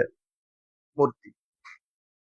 হুজুর খানকা তৈরি করেছে, করে বলছে কর্রিব আলী সানামিনা কুরবানান, কিছু দেন, কিছু দাও, না দিলে যেতে দিব না। গরু হোক, খাসি হোক, ফুল হোক, খালি পায়ে নিরাপত্তা পালন করা হোক, কিছু করে যেতে হবে। তখন একজন বলছে আমার কাছে তো কিছুই নাই, কি দিব? তখন এ বলছে লাউকুমতা দুবাবান, একটা মাছিও যদি হয় দাও। এই মাজারে, খানকায়, এই পীরের দরগায়, এই মূর্তির সামনে একটা ফুল হলেও বা একটা মাছি হলেও দাও। আখাযা দুবাবান, লোকটা মাছি একটা ধরলেন। ফালকাহু আলা সানাম, মাছিটা ধরে ওই মূর্তির সামনে দিলেন, শহীদ মিনারের সামনে দিলেন, স্মৃতিসৌধের সামনে দিলেন, একটা খাম্বা। যে মূর্তির নাকের ডগায় মাছি যদি পেশাব করে দেয়, তাহলে মূর্তির কি নাই, ক্ষমতা আছে? তোমার নেতা ওখানে খালি পায়ে চলে গেছে সেলুট করতে। মোহাম্মদ সাল্লাল্লাহু আলাইহি ওয়াসাল্লাম তোমার হুজুর আর তোমার নেতাকে বলবে। বাইহাকি সোয়াবিল ইমান ৭৩৪৩ নম্বর হাদিস। তিনি বলছেন লোকটা একটা মাছি ধরে মূর্তির সামনে মানত করলো, আদখালাহুন নার, আল্লাহ তাকে জাহান্নামে ঢুকিয়ে দিলেন। কি দিলেন? জাহান্নামে ঢুকালেন। কিসের কারণে? মাছির কারণে। কোথায় দিয়েছিলেন? একটা মূর্তির সামনে, একটা মাজারে। আর আপনি যে কর করে কি দিলেন, তাহলে আপনার কি হবে? খানকা, মাজার, দরগা, ওরসে নজর নেওয়াজ, মোরগ, খাসি দান করা শিরক, কবর পূজা করা শিরক, কবরবাসীর উসিলায় কিছু প্রার্থনা করা শিরক, পীরের উপর ভরসা করা শিরক, পীর কবরে জীবিত আছে এই ধারণা শিরক, পীরের আস্তানায় কিছু মানত করলে বালা মুসিবত কেটে যায় এই ধারণা শিরক, পীরকে খুশি করতে গরু খাসি মানত করা শিরক, পীর কবরে জীবিত থেকে মুরিদের ভালো মন্দ কল্যাণ অকল্যাণ করতে পারে এই আকীদা শিরক, মোমবাতি আগরবাতি জ্বালানো শিরক, গিলাপ চড়ানো শিরক, কবরে মসজিদ নির্মাণ করা শিরক, উপস্থিত বৈঠকের মুসলিম দ্বীনি ভাই বোন, এগুলি বড় বড় শিরক। পীরের মুরিদ ছাড়া জান্নাতে যাওয়া যাবে না, এ মুশরিক। পীর সুপারিশ করে জান্নাত দিতে পারে আকীদা শিরক। পীরের দরগায় মানত করলে বালা মুসিবত কেটে যায় আকীদা শিরক। বড় বড় শিরক। ছোট ছোট শিরক কি? কুলক্ষণ, অশুভ ফল। আল্লাহর নবী বলছেন কুলক্ষণ, অশুভ ফল শিরক। কুলক্ষণ কি? রাত্রে ঘরের আবর্জনা ঝাড়ু দেওয়া যায় না, এটা হলো শিরক। তোমার মা এটা করে, টিকটিকি ঠিক ঠিক করছে, কথা ঠিক, এটা হলো শিরক। তোমার দাদি নানি এটা করে। যত বুড়ি আছে এরা হলো এক একটা শিরকের ফ্যাক্টরি, এক একটা। আর যত মুরব্বী আছে এরা হলো বেদাতের ফ্যাক্টরি। রাত্রে গাছ থেকে ফল পাতা পাড়া যায় না, এটা শিরক। রাত্রে মানুষকে টাকা ধার দেওয়া যায় না, এটা শিরক। সকালে দোকানে বাকিতে বিক্রি করা যায় না, এটা শিরক। এগুলি কত কুলক্ষণ আছে। স্বামী স্ত্রী অপবিত্র অবস্থায় কিছু করতে পারে না, এটা শিরক। স্বামী স্ত্রী অপবিত্র অবস্থায় ব্যবসা করবে, ঘর ঝাড়ু দিবে, ভাত রান্না করবে, চাকরি করবে, সবই করতে পারে, কিন্তু সালাত আর কোরআন তেলাওয়াত করতে পারে না। কথা বুঝেননি মনে হয়? সব করতে পারে, তাহলে এগুলি শিরক আছে। সর্বশেষ আমি যেটা 2 মিনিট বুঝিয়ে বলবো সেটা হলো তাবিজ ঝুলানো শিরক। যদি এখন থেকে থাকে, খোলার সাথে সাথে মারা গেলে জান্নাত হবে ইনশাআল্লাহ, আর নিয়ে মারা গেলে জান্নাত হবে না। কিভাবে? তাবিজ গলায় কবরে ঝুলিয়ে যদি আপনি সালাত তাহাজ্জুদ পড়েন, হজ করেন, আপনার ভিতরে ইমানই ঢুকেনি, হজ বাতিল, সিয়াম বাতিল। কেন? মুসনাদ আহমদ তোমার হুজুরকে পড়তে বলবে, তোমার নেতাকে পড়তে বলবে, তুমি নিজেও পড়ো।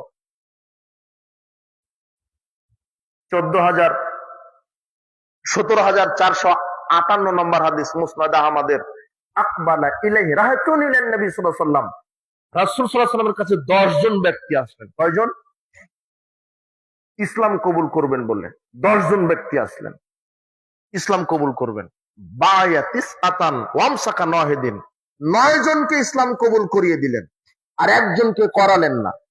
তো সাহাবীরা বলছেন, ইয়া রাসূলুল্লাহ বায়াতাতিস আতান তারাকতা হাদা, আপনি 9 জনকে ইসলাম কবুল করালেন, আর এই লোকটির কি অপরাধ?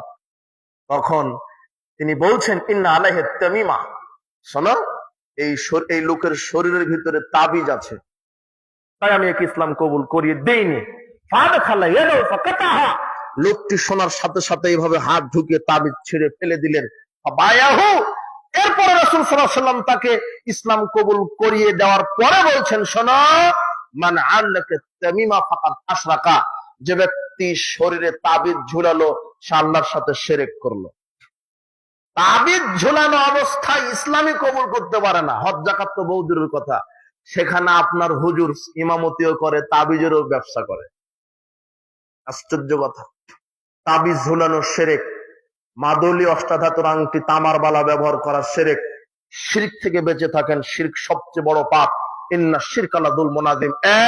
এক, শিরক সবচেয়ে বড় পাপ, মনে রাখেন, শিরক সবচেয়ে বড় পাপ। রাসূল সাল্লাল্লাহু আলাইহি ওয়াসাল্লাম জিজ্ঞাসা করা হলো, আইয়ুদ যামবি ইনদাল্লাহি আকবার, আল্লাহর নবী সবচেয়ে বড় পাপ কি? তিনি বলছেন, আল ইশরাকু বিল্লাহি, আল্লাহর সাথে শিরক করা। দুই, শিরক ক্ষমার অযোগ্য পাপ।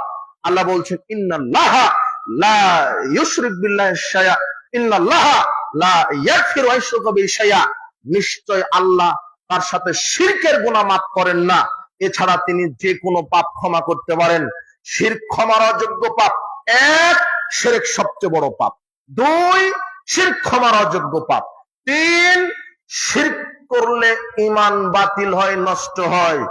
চার, শিরক করলে আমল বাতিল হয়।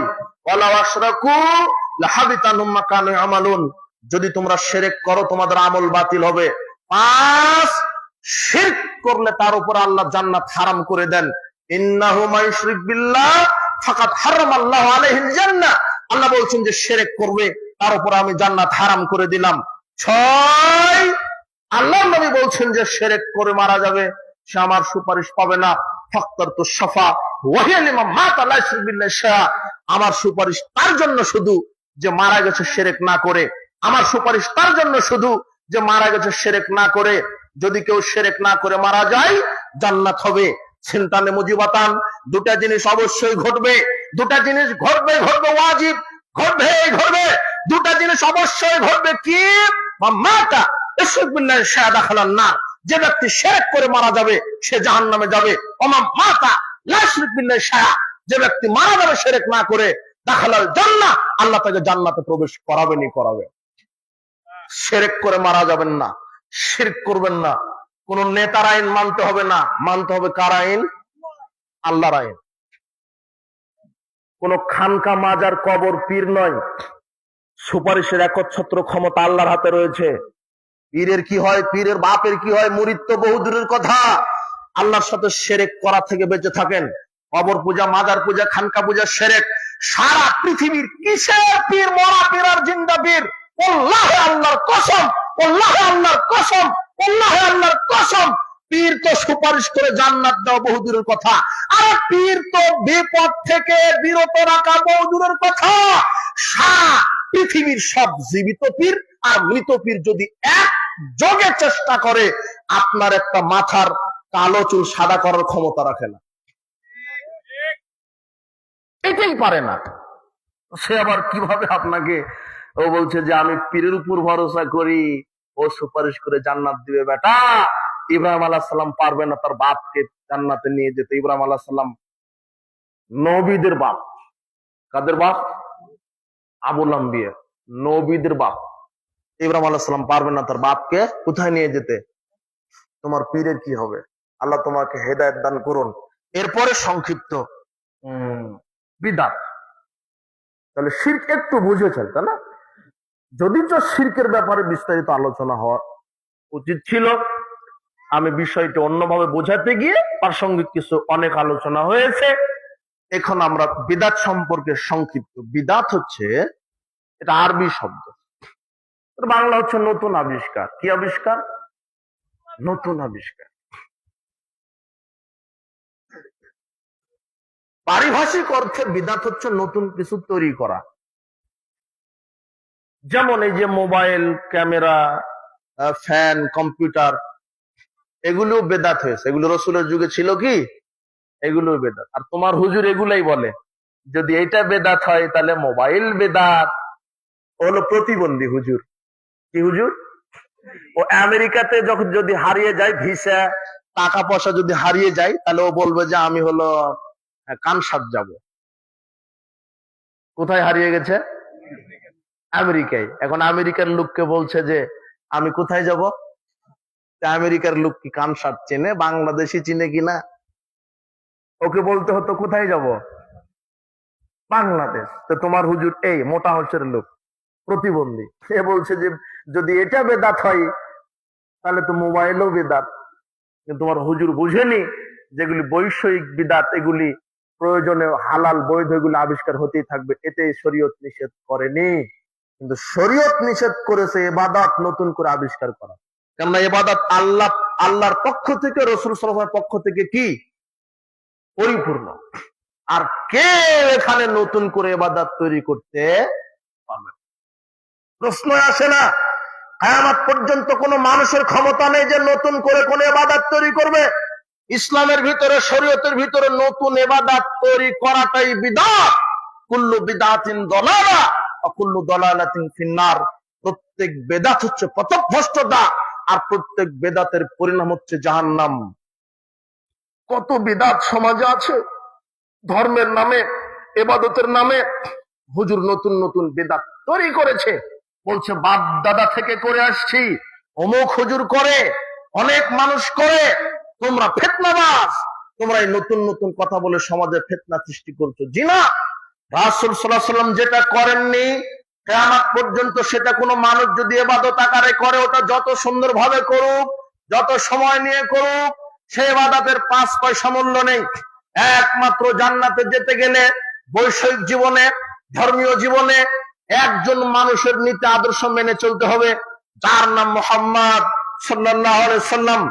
আল্লাহ সুবহানাহু ওয়া তাআলা বলছেন, কুল ইন কুনতুম তুহিব্বুনাল্লাহ, তোমরা যদি আল্লাহকে ভালোবাসতে চাও, হে নবী আপনি বলেন, ফাত্তাবিউনি, তাহলে আমার ইত্তেবা করো, ইউহিব্বুকুমুল্লাহ, আল্লাহ তোমাদেরকে ভালোবাসবেন, ওয়া ইয়াগফির লাকুম যুনুবাকুম ওয়াল্লাহু গফুরুর রহিম, আল্লাহ তোমাদের পাপগুলি ক্ষমা করে দিবেন। একজন মানুষের ইত্তেবা, যার নাম কি মুহাম্মদ সাল্লাল্লাহু আলাইহি ওয়াসাল্লাম।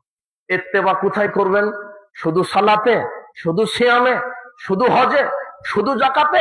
জি না, একজন মানুষের ইত্তেবা করতে হবে সার্বিক জীবনে।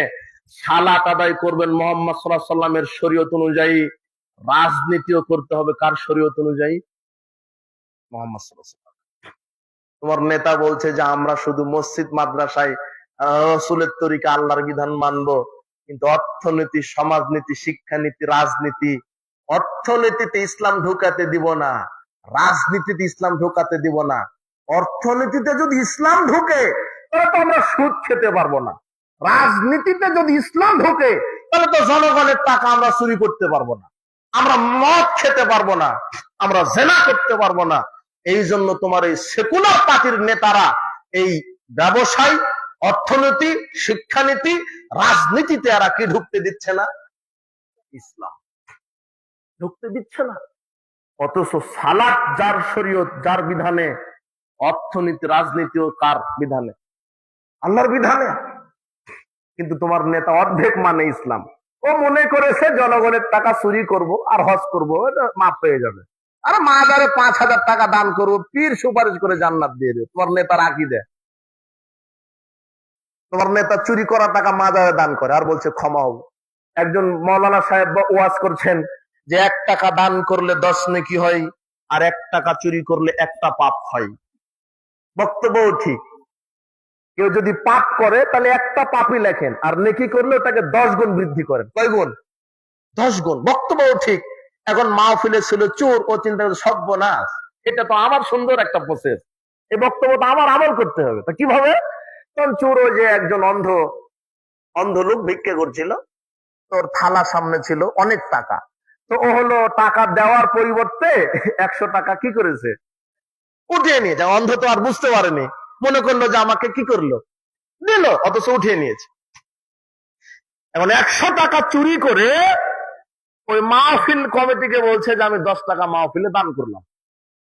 তাহলে 10 টাকা দান করলেন নাকি কত হলো, আর 100 টাকা চুরি করলেন পাপ কত? 100। ও বলছে যে 100টা নেকি 100টা পাপ সমান সমান, মাঝখানে 90 টাকা আমার লাভ। এখন ও তো ভাবেনি যে আমার চুরি করা টাকা দান করলে কবুল হবে না। তোমার নেতা বলছে কি বলেন হুজুর, জান্নাত তো রেডি, আমি 5 কোটি টাকা দিয়ে মসজিদ করেছি, কিন্তু তোমার নেতার স্মরণই নাই যে ওটা চুরি করা টাকা। তোমার নেতা বলছে যে মাহফিল আমি দিলাম 50,000, কিন্তু ওটা কিসের টাকা? সব নেতা না, কিন্তু অধিকাংশ নেতা। না হলে পিয়ন 400 কোটি টাকার মালিক হয় কি করে? বুঝেননি মনে হয়। ওর 14 পুরুষ মরা পর্যন্ত চাকরি করলে 400 কোটি টাকা বেতন পেত? হারামখোর। বুঝো না, তুমি বুঝো না কিছু। গর্বের সাথে বলছে 400 কোটি টাকার মালিক। আশ্চর্য কথা। তোমার নেতা দুদিন আগে রিক্সা চালককে বললো, ভাই আসেন, পোকা কাটা বেগুন কিনতে হবে, টাকা কম। নেতা হওয়ার সাথে সাথে 6 মাসই যায়নি, তেলের পাম্পের মালিক, লন্ডনে 26টা বাড়ি। পায় কোথায় এগুলা? 1 টাকা জনগণের সম্পদ থেকে চুরি করলে জাহান্নাম। আল্লাহর নবীকে বলছেন, আল্লাহর নবী, এই যে সুতাটা, এই যে দড়ি আমি নিয়েছি আমার জুতার ফিতা তৈরি করব। এটা খায়বারের যুদ্ধে আমরা যখন জয়ী হয়েছিলাম, এটা বিধর্মীদের সম্পদ ছিল। এই যে এটা রাষ্ট্রীয় সম্পদ, একটা সুতা চুরি করেছি, আমাকেও কি জাহান্নামে যেতে হবে? তখন তিনি বলছেন, শিরাকুম মিন্নার ওয়া শিরাকানে মিন্নার। একটা সুতা চুরি করলেও জাহান্নাম, 2টা সুতা চুরি করলেও জনগণের সম্পদ। তোমার নেতা যদি এই হাদিস জানতো, তাহলে তোমার নেতা পটল চাষ করে খেত, জনগণের 1 টন চাউল মেরে দিত।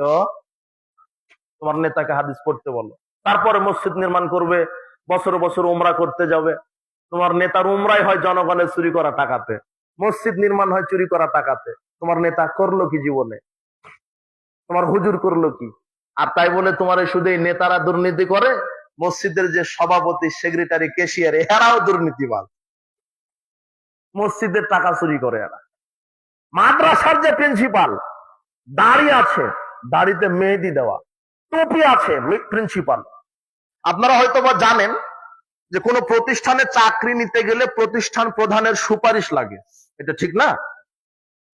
ঠিক কিনা? আপনি জানেন তো? আপনি যদি সহকারী পদে কি দরখাস্ত করেন, সব ওকে, প্রতিষ্ঠান প্রধানের কি লাগবে? সুপারিশ লাগবে, অনুমোদন লাগবে। এখন সহকারী শিক্ষক মাদ্রাসার প্রিন্সিপালের কাছে চলে গেছে অনুমোদন নিতে। প্রিন্সিপাল সাহেব, মৌলানা সাহেব, দাড়িতে মেহেদি দেওয়া, মাথায় টুপি, 2 বার হজ করা আছে আর 6 বার উমরা করা আছে। কয়বার? মাদ্রাসার প্রিন্সিপাল এখন বলছে যে সুপারিশ তো করব, কিন্তু 2 লক্ষ টাকা মিষ্টি খাওয়ার জন্য রেখে দিতে হবে। এটা হলো মাদ্রাসার প্রিন্সিপালের বক্তব্য। কথা বুঝেননি মনে হয়? আবার বলছে যে আপনি তাড়াতাড়ি দেন, আজান হয়ে গেছে, নামাজে যেতে হবে। এটা হলো প্রিন্সিপালের চরিত্র। শুধু তোমার এমপি মন্ত্রীকে আমি বলবো, তোমার এমপি মন্ত্রী আবার বলবে হুজুরও তো দুর্নীতিবাজ। ওটা আমি আগেই মেরে দিয়েছি যে হুজুর দ্বারাই জাহান্নাম কি হবে। কথা বুঝেননি মনে হয়? সাবধান, তোমার নেতাকে সাবধান হতে বলো। রসুলের তরিকা ব্যতীত অন্য কারো পদ্ধতিতে যদি রাজনীতি করে, পরকালে সফল হবে না। আমি মুসলিম। কবরে মারা যাওয়ার সাথে সাথে আল্লাহ 3টা প্রশ্ন করবেন। প্রথম প্রশ্ন, মা দিনুকা, কি? হ্যাঁ, এই প্রশ্ন না? তখন আপনি বলবেন দিনী ডেমোক্রেসি, দিনী সেকুলারিজম, দিনী ক্যাপিটালিজম। না, হচ্ছে না উত্তর? দিনী ইন্টারেস্ট। সুদের নাম পাল্টিয়ে দিয়েছে শয়তান, সুদ বলা যাবে না। ওদিকে আবার দাড়ি টুপি যারা, ওরা আবার বলে না না, এটা হলো মুনাফা। আর ঘুষকে ঘুষ বলা যাবে না, সেলামি। কথা বুঝেননি মনে হয়? সব পাল্টিয়ে দিয়েছে। আর এই যে প্রিন্সিপাল সাহেব বলছে যে হাদিয়া দিতে হবে, কি দিতে হবে ওকে? হাদিয়া। যে ঘুষের নাম চেঞ্জ করে দিল তোমার হুজুর। মা দিনুকা, তোমার দিন কি? তখন বলবেন দিন আন্দাজি। কোথায় আপনার দিন ইসলাম? আপনার অর্থনীতি সুদ, রাজনীতি এই আব্রাহাম লিঙ্কন গণতন্ত্রের পচা গণতন্ত্রের রাজনীতি। আপনার সকাল থেকে সন্ধ্যা পর্যন্ত আল্লাহ বিরোধী আইন। আপনার আপনি ওই মুখে বলতে পারবেন দিন ইসলাম? বুঝেননি মনে হয় আমার কথা? এরপরে তারপরে প্রশ্ন কি, স্মরণ করায় দেন আমাকে। প্রথমে মনে হয় মান রব্বুকা, তাই না? আমার ভুল হয়েছে। মান রব্বুকা, তোমার প্রতিপালককে, তোমার আইনদাতাকে, বিধানদাতাকে। তখন বলবেন রব্বি আব্রাহাম লিঙ্কন। হচ্ছে না? বোকা, তোমার নেতা বলছে আমি অমুক নেতার আদর্শ ধারণ করি। যে নেতা ওযুই জানে না, সেই নেতার আদর্শ তোমার নেতা ধারণ করে। এই জন্যই বিচার মার। আজকে ক্ষমতা দেখিয়ে আমাকে শুলিতে, ফাঁসিতে জড়াতে পারেন, মৃত্যুবরণ করে দেখেন আল্লাহর শুলি, ফাঁসি চিরস্থায়ী। আপনার জেল জুলুম চিরস্থায়ী নয়। এই জীবন মুমিনদের জন্য জেলখানা আল্লাহ বলে দিয়েছেন। ওই জন্য আমরা এক সেকেন্ড মৃত্যুকে ভাবি না। উনি জীবন দিয়েছেন, উনি কি দিবেন? মৃত্যু দিবেন, দিবেনি। আর তোমাকে আর একটা কথা বলি যুবক, তুমি মৃত্যু থেকে বাঁচার চেষ্টা করছো, অথচ মৃত্যু হবেই। তুমি বাঁচতে চাইলে জাহান্নাম থেকে বাঁচতে পারো না? কবরের শাস্তি থেকে তুমি বাঁচতে পারো, কিন্তু তুমি সেই জাহান্নাম থেকে বাঁচার চেষ্টা করছো না। করছো কি থেকে চেষ্টা? অথচ মৃত্যু কি হবে। আর তুমি জাহান্নাম থেকে বাঁচার চেষ্টা করছো না, কিন্তু বাঁচতে চাইলেই কিন্তু তুমি কি করতে পারবে? বাঁচতে পারবে। ভালো করে বোঝার চেষ্টা করো। মান রব্বুকা, তোমার রব কে? এখন তুমি যদি তোমার সার্বিক জীবনে রবের বিধান পালন না করো, সালাত, সিয়াম, হজ, যাকাত, অর্থনীতি, সমাজনীতি, রাজনীতি, সব জায়গাতে যদি রবের বিধান না মানো, তুমি বলতে পারবে রব্বি আল্লাহ? জি না। মা দিনুকা, তোমার দিন কি? এরপরে বলা হবে মান নাবিয়ুকা, না শেষটা না। তোমার নবীকে? মুখে নাই দাড়ি, প্যান্ট টাকনুর নিচে, রাসূলের আদর্শ নাই, মিথ্যুক, হারামখোর, রাসূলের আদর্শ সুন্নাহ নাই, রাসূলের নীতি নাই, রাসূলের নীতিতে সালাত নাই, রাসূলের নীতিতে অর্থনীতি, সমাজনীতি নাই। মান নাবিয়ুকা। এখন তুমি বলতে পারবে যে হুয়া মুহাম্মদ, আমার নবী, আমার নেতাকে মোহাম্মদ বলতে পারবে? তখন বলবে কি তুমি? আমার নেতা ভারতের মোদি। আবার হাসছে। তোমার নেতাই তো বলছে যে আমি অমুক নেতার কি ধারণ করি। আর একটা হাদিস তুমি শোনো, তাহলে বুঝতে পারবে। আল মারউ মা মান আহাব্বা, যে যাকে ফলো করে তার সাথে তার কি হবে? হাসর হবে। বাস, এই হাদিসটা তোমার জন্য যথেষ্ট। তোমার নেতা দুনিয়াতে যেমন, ওই নেতায় তুমি কোথায় পাবে? আখিরাত। তোমার নেতা যদি হন মুহাম্মদ সাল্লাল্লাহু আলাইহি ওয়াসাল্লাম, তাহলে তুমি কাকে পাবে? এটা হাদিস। আজকে গিয়ে খোলো, তোমার নেতাকে পড়তে বলো। বুখারী 6171 নম্বর হাদিস। এক লোক বলছে, ইয়া রাসূলুল্লাহ, মাতা সাত, আল্লাহর নবী, কিয়ামত কবে হবে? আল্লাহর নবী, কিয়ামত কবে হবে? রাসূল সাল্লাল্লাহু আলাইহি ওয়াসাল্লাম বলছেন, তুমি কিয়ামতের খবর রাখো। মা আদাতুল্লাহ, তুমি কিয়ামতের জন্য কি প্রস্তুতি নিয়েছো, তুমি কিয়ামতের খবর করো। তখন লোকটা বলছে, মা আদাতুল্লাহ মিন কাসিরি সালাতিন ওয়ালা সাওমিন ওয়ালা সাদাকাতিন, আমি বেশি নফল সালাত, বেশি নফল সাদাকা করি না, কোনোভাবে ফরজটা পড়ি, কোনোভাবে ফরজ ইবাদত গুলি করি, অত বেশি ইবাদত করতে পারি না। তবে ইয়া রাসূলুল্লাহ, উহিব্বুল্লাহ ওয়া রাসূলাহু, আমি আল্লাহ এবং রাসূলকে মহব্বত করি, ভালোবাসি।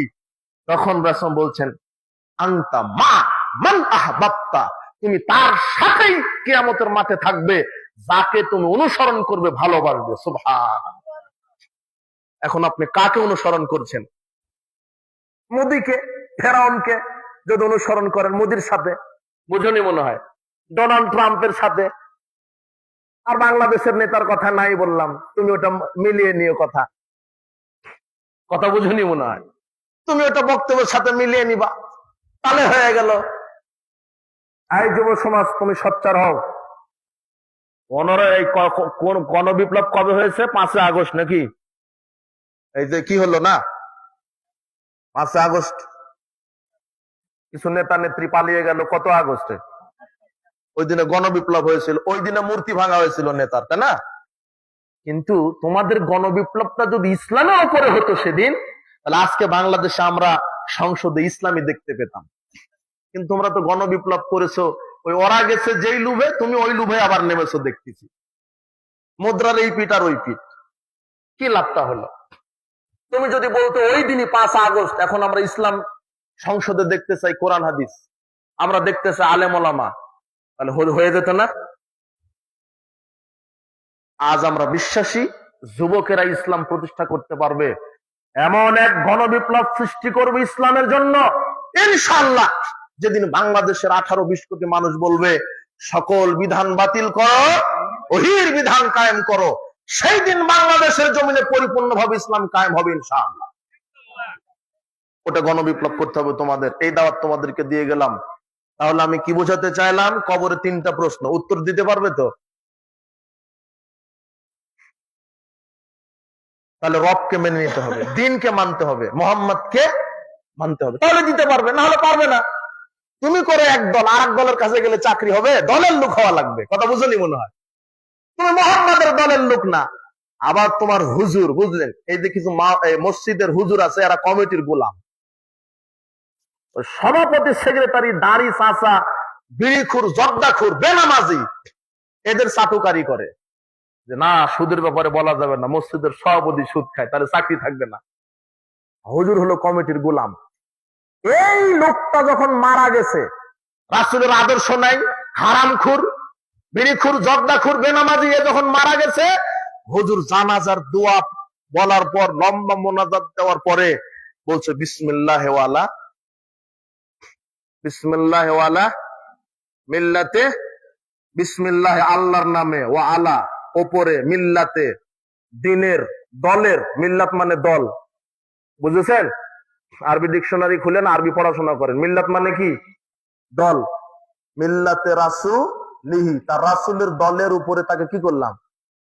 এই হারামখোর সারা জীবন ইহুদি খ্রিস্টানের দল করেছে। কথা বুঝেননি মনে হয়? তাহলে হলো, কথার সাথে মিললো কথা। আল্লাহর নামে রাসূলের দলে উঠাই দিলাম, অথচ এ কি করেছে? রাসূলের দল করেছে। মাথা থেকে পা পর্যন্ত সুন্নাহ নাই, রাসূলের আদর্শ নাই, নামাজ নাই, কালাম নাই, কোরআন নাই, হাদিস নাই, তাওহীদ নাই, ঈমান নাই, হারামখোর, মুনাফিক, কাপুরুষ, একে বলছে আর রাসূলের দলে উঠাই দিলাম। হুজুরও করলো গাদ্দারি, তাও কার সাথে? যাক, এরপরে মা কি মান্নাবি উকা বলেছিলাম, তাই না? তাহলে রাসূলের দলে উঠতে গেলে কার দল করা লাগবে? রাসূলের দল করা লাগবে। ভালো করে বুঝেন আপনি। এই হলো। এখন বেদাতটা বুঝাতে গিয়ে এটা বললাম যে একমাত্র অনুসরণীয় ব্যক্তিকে মুহাম্মদ সাল্লাল্লাহু আলাইহি ওয়াসাল্লাম। তার নিয়মে সালাত, তার নিয়মে সিয়াম, তার নিয়মে হজ, তার নিয়মে অর্থনীতি, তার নীতিতে রাজনীতি। এটা আল্লাহ বলছেন, লাকাদ কানা লাকুম ফি রাসূলিল্লাহি উসওয়াতুন হাসানাহ। শোনো, একজন মানুষের আদর্শ মানতে আমি আল্লাহ বলছি, যার নাম সালাতে যার আদর্শ, রাজনীতিতেও তার আদর্শ, অর্থনীতিতেও তার আদর্শ। মনে থাকবে? হ্যাঁ হ্যাঁ, আল্লাহ আমাদেরকে কবুল করুন, আমিন। অনেক সময় দিয়েছি, 12টায় শেষ করতাম, 22 মিনিট দিয়েছি। আবার এক গাদা প্রশ্ন, একটু বেদাতটা ভালোভাবে মনে হয় ক্লিয়ার হলো না, তাই না? অনেক ওই কিতাব আছে, বই পড়বেন, অনেক বক্তব্য আছে বড় বড় আলেমদের। মতিউর রহমান মাদানী নাম শুনেছেন? এনার আলোচনা শুনবেন। ডক্টর জাকির নায়েক, এনার বক্তব্য শুনবেন। ডক্টর গালিব, আসাদুল্লাহ গালিব নাম শুনেছেন না? এনার বক্তব্য শুনবেন। এনার অনেক বই আছে, বই পড়বেন। চায়ের স্টলে বসলে 150 টাকা চলে যায়, তাই না? যায় না? পায়খানা হয়ে শেষ। অত 150 টাকা দিয়ে যদি একটা বই কিনেন, ওনার একটা বই আছে সালাতুর রাসূল, একটা বই কিনেন, আপনি পড়বেন, আপনার ছেলে, আপনার নাতি, তাও ওই বই থেকে যাবে। কথা বুঝেছেন? বই পড়াশোনা করেন, তো ইসলাম জানতে হবে। আর মাদ্রাসা যেন প্রতিষ্ঠা হয়, এই চেষ্টা করেন। কথা বুঝেছেন? ওখানে ইংরেজি পড়ানো হবে, কেমিস্ট্রি, বায়োলজি ওখানে পড়ানো হবে, কিন্তু মূল ভিত্তি কি হবে? ইসলাম, কোরআন, হাদিস, তাওহীদ। প্রাইমারি, হাই স্কুল, কলেজ, বিশ্ববিদ্যালয় সবই থাকবে, কিন্তু সিলেবাস চেঞ্জ হবে। ওগুলো ভাঙার দরকার নাই। নেতাই থাকবে, কিন্তু নেতাকে বলতে হবে যে আমি দাড়ি টুপি ছেড়ে দিলাম, এই যে আমি মুসলিম, আমি ইমাম, 20 কোটি মানুষের ইমাম, আর আমার সংবিধান কোরআন হাদিস। ইসলাম নেতার পরিবর্তন চায় না। ওই খালেদার ছেলে আসুক না, নাম কি? খালেদার ছেলে, আবার ওই কি হাসিনার ছেলে একটা আছে না, শেখ হাসিনা, চিনেন না নাকি? না ভুলে গেছেন? কয়েকদিন আগেই তো চলে গেল। ওই জয় আসুক, দাড়ি ছেড়ে দিবে, হজ উমরা করবে, কোরআন হাদিস ভালোভাবে শিখবে, ঈমান আমল শিখবে, আর সংসদে কোরআন হাদিস কায়েম করে দিল। চুরি করলে হাত কেটে দিবে, মদ খেলে কিসের বাড়ি বললাম, জুতার বাড়ি, মনে আছে না? জেনা করলে ওইভাবে পিটাবে। ইসলামে আইন প্রতিষ্ঠা, মদ বন্ধ হবে, জেনা বন্ধ হবে, দুর্নীতি কি হবে? বন্ধ হয়ে যাবে। ইসলাম নেতার পরিবর্তন চায় না, তো নীতির পরিবর্তন চায়। এটা চান? জি বলছে, আমাকে যেতে হবে ক্ষমতায়, না হলে তো চুরি করা যাবে না, আমাকে যেতে হবে। ওকে ঠেকাও। আল্লাহ কবুল করো। আল্লাহ তুমি বাংলাদেশে এমন এক অভ্রান্ত সত্য নেতা প্রেরণ করো, যে কোরআন সুন্নাহর আলোয় সারা বাংলাদেশের অন্ধকার দূর করে দিতে পারে এমন একটা নেতা তুমি প্রেরণ করো, শিরক বিদআত মুক্ত রাখো। মুসলিম হয়ে কেউ যদি পূজা জোগাতে যায় তাহলে সে কি মুসলিম থাকতে পারে? কি শুনলেন আমার বক্তব্য এতক্ষণ? যদি তার ঈমান আকীদার মহব্বত থাকে তার ভিতরে, বিধর্মীদের প্রতি, মূর্তির প্রতি মহব্বত ভালোবাসা থাকে, তাহলে সে মুশরিক হয়ে যাবে। দুনিয়াবি কোনো স্বার্থ থাকে, ইসলাম অন্য কোন ধর্মের অন্য কোন মতবাদের মোকাপেক্ষী নয়, সব ইসলামের মোকাপেক্ষী, সব আল্লাহর গোলাম, আল্লাহর বিধান মেনে আপনাকে চলতে হবে, কার বিধান নয়। মহিলারা পুকুরে গোসল করতে পারবে কি? প্রশ্নই আসে না। হ্যাঁ, পুকুর যদি তার ব্যক্তিগত হয়, ও একাই গোসল করে, তাহলে চতুর্দিকে ঘেরা থাকবে বড় করে, কেউ দেখে না, তাহলে পুকুরে গোসল দিতে পারবে, বুঝেননি মনে হয়। কিন্তু খোলা মাঠে পুকুর, নদীতে জিনা, সারা এলাকার মানুষ দেখছে ও যে অমুকের স্ত্রী গোসল দেয়, অমুকের স্ত্রীর শরীরের গঠন এরকম। তার লজ্জা হওয়া দরকার, তো একটা গায়রত থাকে না আপনার? গায়রত আছে তো, আমার বউ আমার সম্পদ। যুবক ল্যাংটা করে মোটর সাইকেলে নিয়ে চলে গেছে, বলছে যে এটা তো আমার কেন, এটা জনগণের সম্পদ। হুজুর যদি বেদাত করে তাহলে কি তাকে সালাম দেওয়া যাবে? সালাফদের নীতি, বেদাতীদেরকে সালাম দেওয়া যাবে না, এটা সালাফদের নীতি। তবে যদি দেখতে পান যে তার সাথে একটু সম্পর্ক ঠিক রাখলে, সালাম দিলে, উঠা বসা করলে সে বেদাত থেকে ফিরে আসবে, এই দাওয়াতের উদ্দেশ্যে, হেদায়েতের পথ দেখার উদ্দেশ্যে তার সাথে কৌশলাদি বিনিময় করবেন। কথা বুঝেছেন? কিন্তু কট্টর যদি বেদাতি হয়, সে যদি বিরোধিতা করে, তাহলে তাকে সম্মান করা যাবে। হুজুর জর্দা খায়, এক ইমামতি করে, তার পিছনে নামাজ হবে কি? আগে আপনাকে ধরা লাগবে, এই ইমাম হলো কি করে?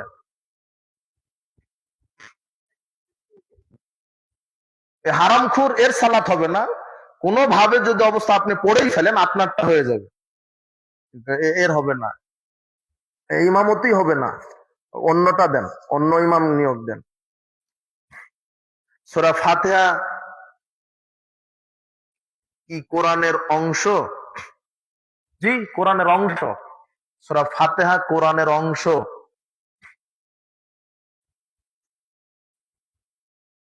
ওয়াজ শুনে ফতোয়া দিতে পারবে কি? তুমি যতটুক জানো, যদি দলিল সহ জানো, সেটা আর একজনকে বলে দিবে। রাসূল বলছেন, বাল্লিগু আন্নি ওয়ালাউ আয়াত, আমার একটা আয়াতও যদি জানো, বিল বাইয়িনাতি ওয়াজ জুবুর, এটা আল্লাহ বলছেন, দলিল সহকারে যদি জানো, সেটা কি করে দিবে?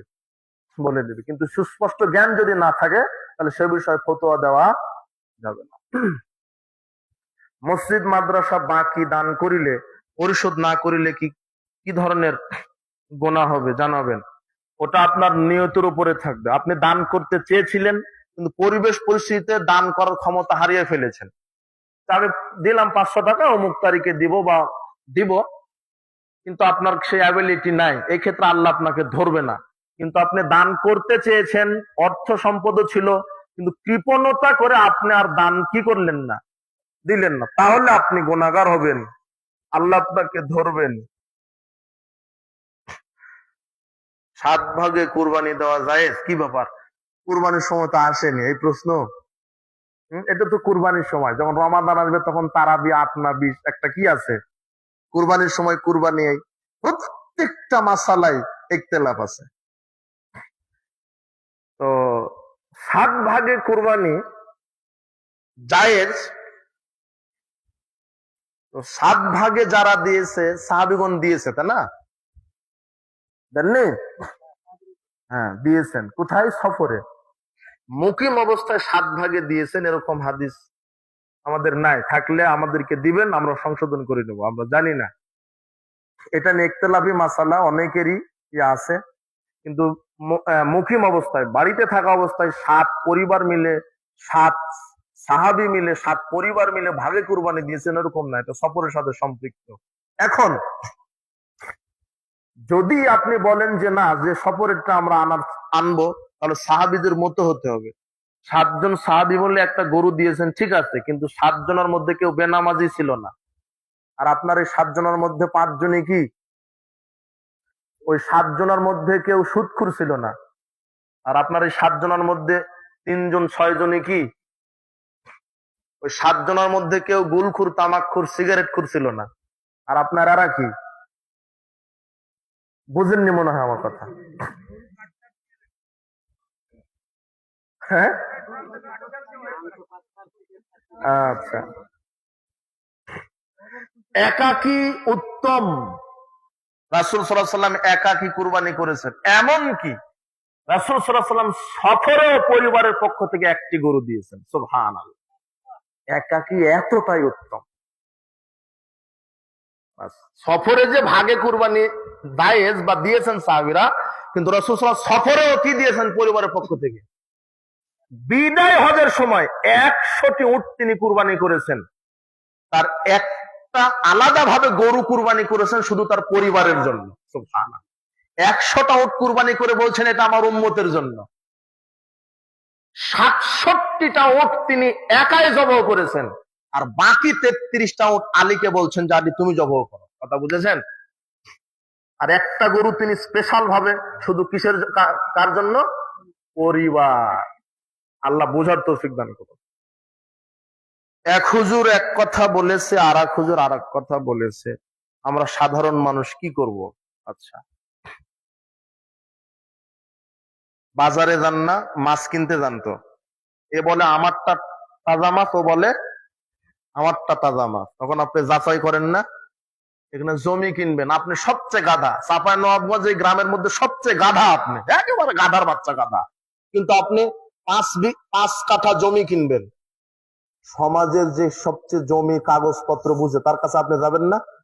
দেখেন তো এটা খারিজ, এর মালিকানা ঠিক আছে কিনা, দাঁত ঠিক আছে কিনা, আরো কি জানি বলে, আমারও তো ধারণা নাই জমি সম্পর্কে। এগুলি কি দেখে নেয় না? ও জানে না, কিন্তু আরেকজনের কাছে সঠিকটা কি করে। কিন্তু এই ধর্ম মানার ক্ষেত্রে বলে এক হুজুর এই কথা, আর এক হুজুর এই কথা, কাটটা মানবো। এই হারামখুর তদন্ত করে না। তুমি তদন্ত করো। আহলে হাদিসের ব্যাপারে বক্তব্য দেয় দলিল দিয়ে। আমাদের সংখ্যা নাই, ক্ষমতা নাই, সংখ্যার বড়াই নাই, ক্ষমতা নাই আমাদের, তবে আল্লাহে আমাদের দলিলের জোর আছে ইনশাআল্লাহ। দলিল ছাড়া আলেম বাচ্চারা কথা বলে না। মাজাই বল নিয়ে কথা বলতে হয়, কোরআন হাদিস ইবাদত করে কথা বলতে, চাপার জোরে নয়। তোমার হুজুরকে বলো আধা ঘন্টা বক্তব্য দিবে কোরআন হাদিস থেকে ইবাদত করে, তোমার হুজুর কেমন কেমন করবে। একটা আয়াত প্রথমে, একটা হাদিস, এরপরে ওই আয়াতও নাই হাদিসও নাই। 1.5-2 ঘন্টা বক্তব্য দেয়, 1.5 ঘন্টা জেলের কাহিনী। হ্যাঁ, রাস্তায় কি হলো, তেল ছাড়া কত কিলো গেল মাইক্রোবাস, এগুলো ফু দিল অমুক পীর সাহেব এই জায়নামাজ দিয়ে 7 সমুদ্র 13 নদী পার হয়ে গেল। শ্রোতারাও বলছে সুবহানাল্লাহ। এটা কি হলো? তাহলে বুঝতে পেরেছেন তো, সঠিকটা আপনাকে কি করতে হবে? যাচাই করে ধর্ম মানতে হবে। 5 কাঠা জমির এত যাচাই, আর আল্লাহ যাকে সর্বশেষে জান্নাত দিবেন তার জান্নাতের পরিধি হবে 10 আকাশ 10 জমিন। হাঁপানির অসুখের গাছ খাওয়ার নিয়ম বলেছেন কবিরাজ, রবিবারের দিনই খেতে হবে। গাছ বাটার সময় মুখ থাকবে দক্ষিণ দিকে, পাতার নিচে 10 টাকা রাখতে হবে এবং সেই টাকা দান করে দিতে হবে। কুসংস্কার, শিরক। মহিলাদের কত ভরি স্বর্ণ বা টাকা থাকলে জাকাত দিতে হবে? 7.5 ভরি স্বর্ণ থাকলে জাকাত দিতে হবে, আর 7.5 ভরি স্বর্ণের পরিমাণ অর্থ থাকলে জাকাত দিতে হবে। এটাই, যার স্বর্ণ সে জাকাত দিবে।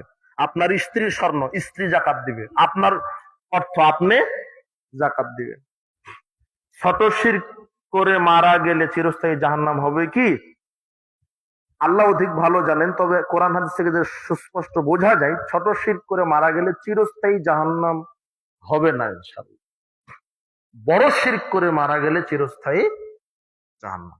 তবে এরপরও আমি আল্লাহে আলাম, আল্লাহ সর্বাধিক অবগত। না জেনে শিরক করে মারা গেলে চিরস্থায়ী জাহান্নাম হবে কি? ভালো প্রশ্ন করেছেন।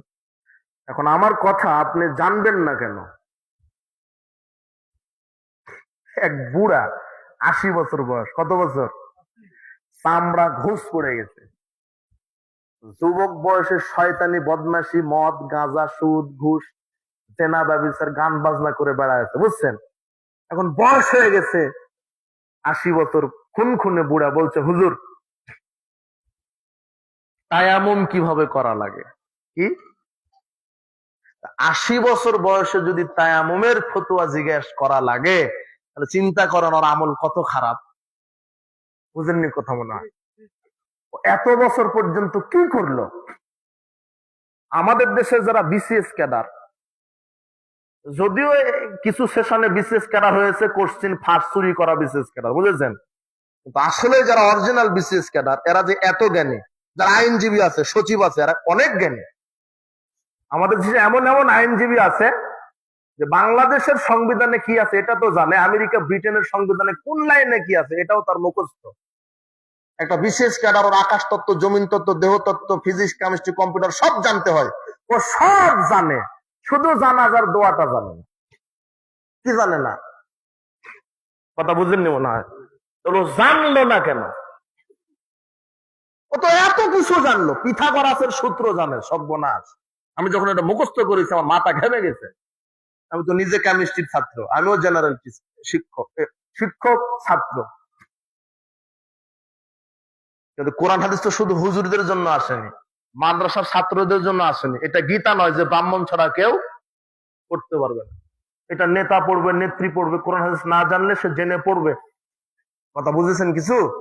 আমাকে জানতে হবে। আল্লাহ বলেছেন যারা জানে না এরা জাহেল, যারা জানার পরে মানে না এরা জালেম। দুই জনারই শাস্তি হবে। কথা বুঝেছেন? শিরক না জেনে শিরক করলে মারা গেলেও শাস্তি হবে। আল্লাহ আলাম, আল্লাহ সর্বাধিক অবগত। আমার প্রশ্ন, ও জানলো না কেন? আল্লাহ বলবেন কি ব্যাপার? আমি তো বলেইছিলাম ফালামান্নাহু লা ইলাহা ইল্লাল্লাহ, আগে জানো। আল্লাহ জিজ্ঞাসা যদি করে বসে তাহলে আপনি কি করবেন? জানার চেষ্টা করেন, হুজুরের কাছে যান, মাওলানা সাহেবের কাছে যান। মাওলানা সাহেব আপনার কাছে যাবে না, মাওলানা সাহেবের কাছে আপনার আসতে হবে। আপনি নেতার কাছে মাহফিল করবেন, অনুমতি নিতে যান কেন? ও চলে গেছে, ইয়েতে চলে গেছে, ওসি সাহেবের কাছে গিয়ে বলছে, হুজুর স্যার একটু তাফসীর করবো, একটু যদি অনুমতি দেন। কাপুরুষ। ওসি সাহেব তোমার কাছে আসবে যে হুজুর আমার ছেলেটাকে একটু দোয়া শিখিয়ে দেন। কথা বুঝেন নি মনে হয়?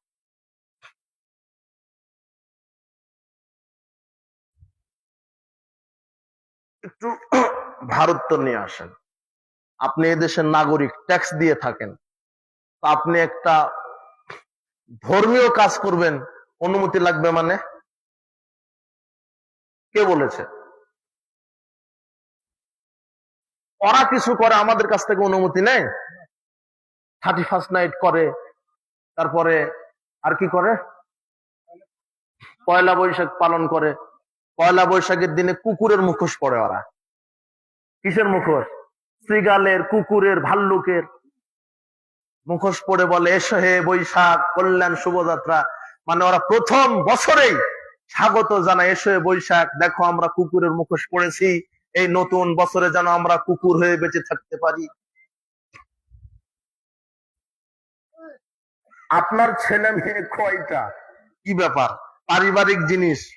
আমার ছেলে, দুইটা ছেলে আছে ছোট, একটা হলো 7 বছর, একটা হলো ওর পিচ্চির বয়স 2 বছর পার হয়েছে। এই দুইটাই ছেলে আমার।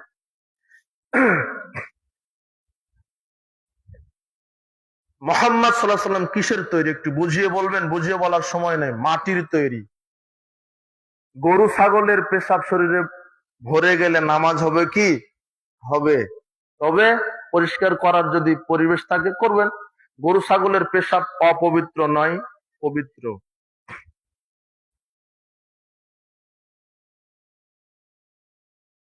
হানাফি মসজিদে সালাত আদায় করা যাবে কি? প্রকৃত যদি হানাফি, বাংলাদেশে কোনো হানাফি নাই প্রকৃত, যা আছে আশারি, মাতুরিদি, বিভিন্ন আকীদা। হানাফি ইমাম আবু হানিফা নিজেই বলেছেন যারা সহিহ হাদিস মেনে চলে তারাই হানাফি। তারাই কি? এজন্য আমরাই খাঁটি হানাফি, আলহামদুলিল্লাহ। যদি খাঁটি হানাফি হয়, কি হানাফি হলে জাহান্নামে চলে যাবে? এত সংকীর্ণতা কেন?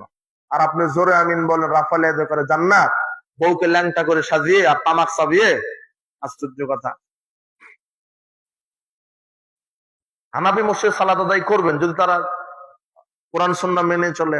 আর যেই মসজিদে হানাফি হোক আর যেই হোক, যেই মসজিদে ওয়াক্ত মতো সালাত হয় না, যে মসজিদে রাসূলের সুন্নাহ পালন করা হয় না, সেই মসজিদে পড়ার দরকার নেই। 5 ওয়াক্ত সালাতের পর সম্মিলিত মোনাজাত করলে তার ইবাদত কবুল হবে কি? জি না, তার ইবাদত কবুল হবে না। কেন? রাসূল বলছেন মান হাদাসা ফি হাদাসান আও মুহদিসান, যে বেদাত করলো, বেদাতকে আশ্রয় দিল, তার উপর আল্লাহর লানত, ফেরেশতার লানত, মানব মণ্ডলীর লানত, লা ইকবালু মিনহু সারফুল আদল, তার ফরজ নফল ইবাদত কবুল হবে না। হাদিসটি বুখারীর। আর সম্মিলিত মোনাজাত ফরজ সালাতের পরে করা বিদআত কি? আর যে ব্যক্তি বিদআতি আমল করলো তার ফরজ নফল ইবাদত কবুল হয় না। কেন বেদাত? রাসূল সাল্লাল্লাহু আলাইহি ওয়াসাল্লাম তার 23 বছর নবুয়তের জিন্দেগিতে ফরজ সালাতের পরে সম্মিলিত মোনাজাত করেন নি, তাই আপনিও করতে পারবেন না। তাহলে দেখাক আমাদের কাছে সেই যে রাসূল সবাইকে নিয়ে মোনাজাত করেছে।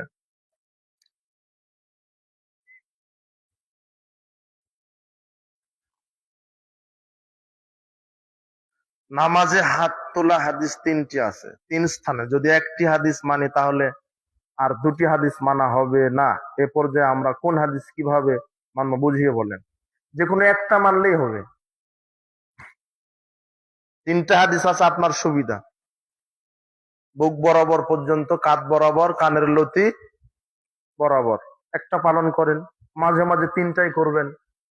কথা বুঝেননি মনে হয়। যারা আলেম না তারা কি কোনো মাসআলা বা ফতোয়া দিতে পারবে? আলেম যে জ্ঞানী তাকে বলা হয় কি? আলেম। সে যদি কোরআন হাদিসের ভারসাম্যপূর্ণ জ্ঞান রাখে। ফতোয়া মানে কি? ফতোয়া মানে এরকম নাকি যে পানি যদি আগুন হয় তাহলে কি সেটা খাওয়া যাবে? এটা কোনো ফতোয়া? ফতোয়া কি সৃষ্টি করে কেউ? না কোরআন হাদিসে আছে সেটা শুধু বলা? ফতোয়া দানকারী একমাত্র কে? আমরা যে এতক্ষণ বক্তব্য দিলাম, এটা নিজের বাপ দাদার তৈরি করা না কোরআন হাদিস? আপনি আমাকে জিজ্ঞাসা করবেন যে মৌলানা সাহেব খাওয়ার আগে কি বলে খেতে হয়, এটা কি জিজ্ঞাসা করলেন? ফতোয়া। এখন আপনি জানেন যে বিসমিল্লাহ, তাহলে বলবেন না আপনি? মানে ফতোয়া মানে কি বুঝেছেন আপনি? মানে হুজুর নিজের থেকে তৈরি করে একটা মেরে দিবে নাকি? তবে বিজ্ঞ আলেম জ্ঞানী এদের কাছ থেকে ইসলাম জানার কি করবেন? চেষ্টা করবেন। আর যে বলছে সে যেই হোক। আর ইবলিশ যদি কোনো কথা বলে, আমি বেশি কথা বলতেছি, 1টা বাজে যাচ্ছে, এত প্রশ্ন। ইবলিশ যদি কোনো কথা বলা সেটা যদি দলিলের সাথে মিলে যায় তাহলে ইবলিশেরটাও কি করতে হবে? এই যে আয়াতুল কুরসি পড়ি না রাতে ঘুমানোর সময়, এই ফতোয়া কে দিয়েছে জানেন? ইবলিশ। আবু হুরায়রা বলছে ইয়া রাসূলুল্লাহ এটা তো ইবলিশ বলে গেল। হ্যাঁ ঠিকই বলেছে, তুমি আমল করতে থাকো। কথা বুঝেননি? আর মুফতি যদি ফতোয়া দেয় সেটা যদি কোরআন সুন্নাহ থেকে না থাকে তাহলে কি? বারাকাল্লাহু ফিক। আপনারা অনেক ধৈর্যশীল। আল্লাহ আপনাদের গুনাহ খাতাকে ক্ষমা করে দিন। যত নারী পুরুষ এসে আল্লাহ তুমি সবাইকে কোরআন সুন্নাহ বোঝার তৌফিক দান করো। যারা আয়োজন করেছেন যুবকদেরকে এবং এই সংগঠনকে তুমি কবুল করে নাও। আল্লাহ আমাদের পাপ রাশি ক্ষমা করো। মৃত্যুর সময় যেন ঈমান নিয়ে মৃত্যুবরণ করতে পারো সেই তৌফিক তুমি দান করো। সুবহানাকা আল্লাহুম্মা ওয়া বিহামদিকা আশহাদু আল্লা ইলাহা ইল্লা আনতা আস্তাগফিরুকা ওয়া আতুবু ইলাইক। আসসালামু আলাইকুম ওয়া রাহমাতুল্লাহি ওয়া বারাকাতুহু।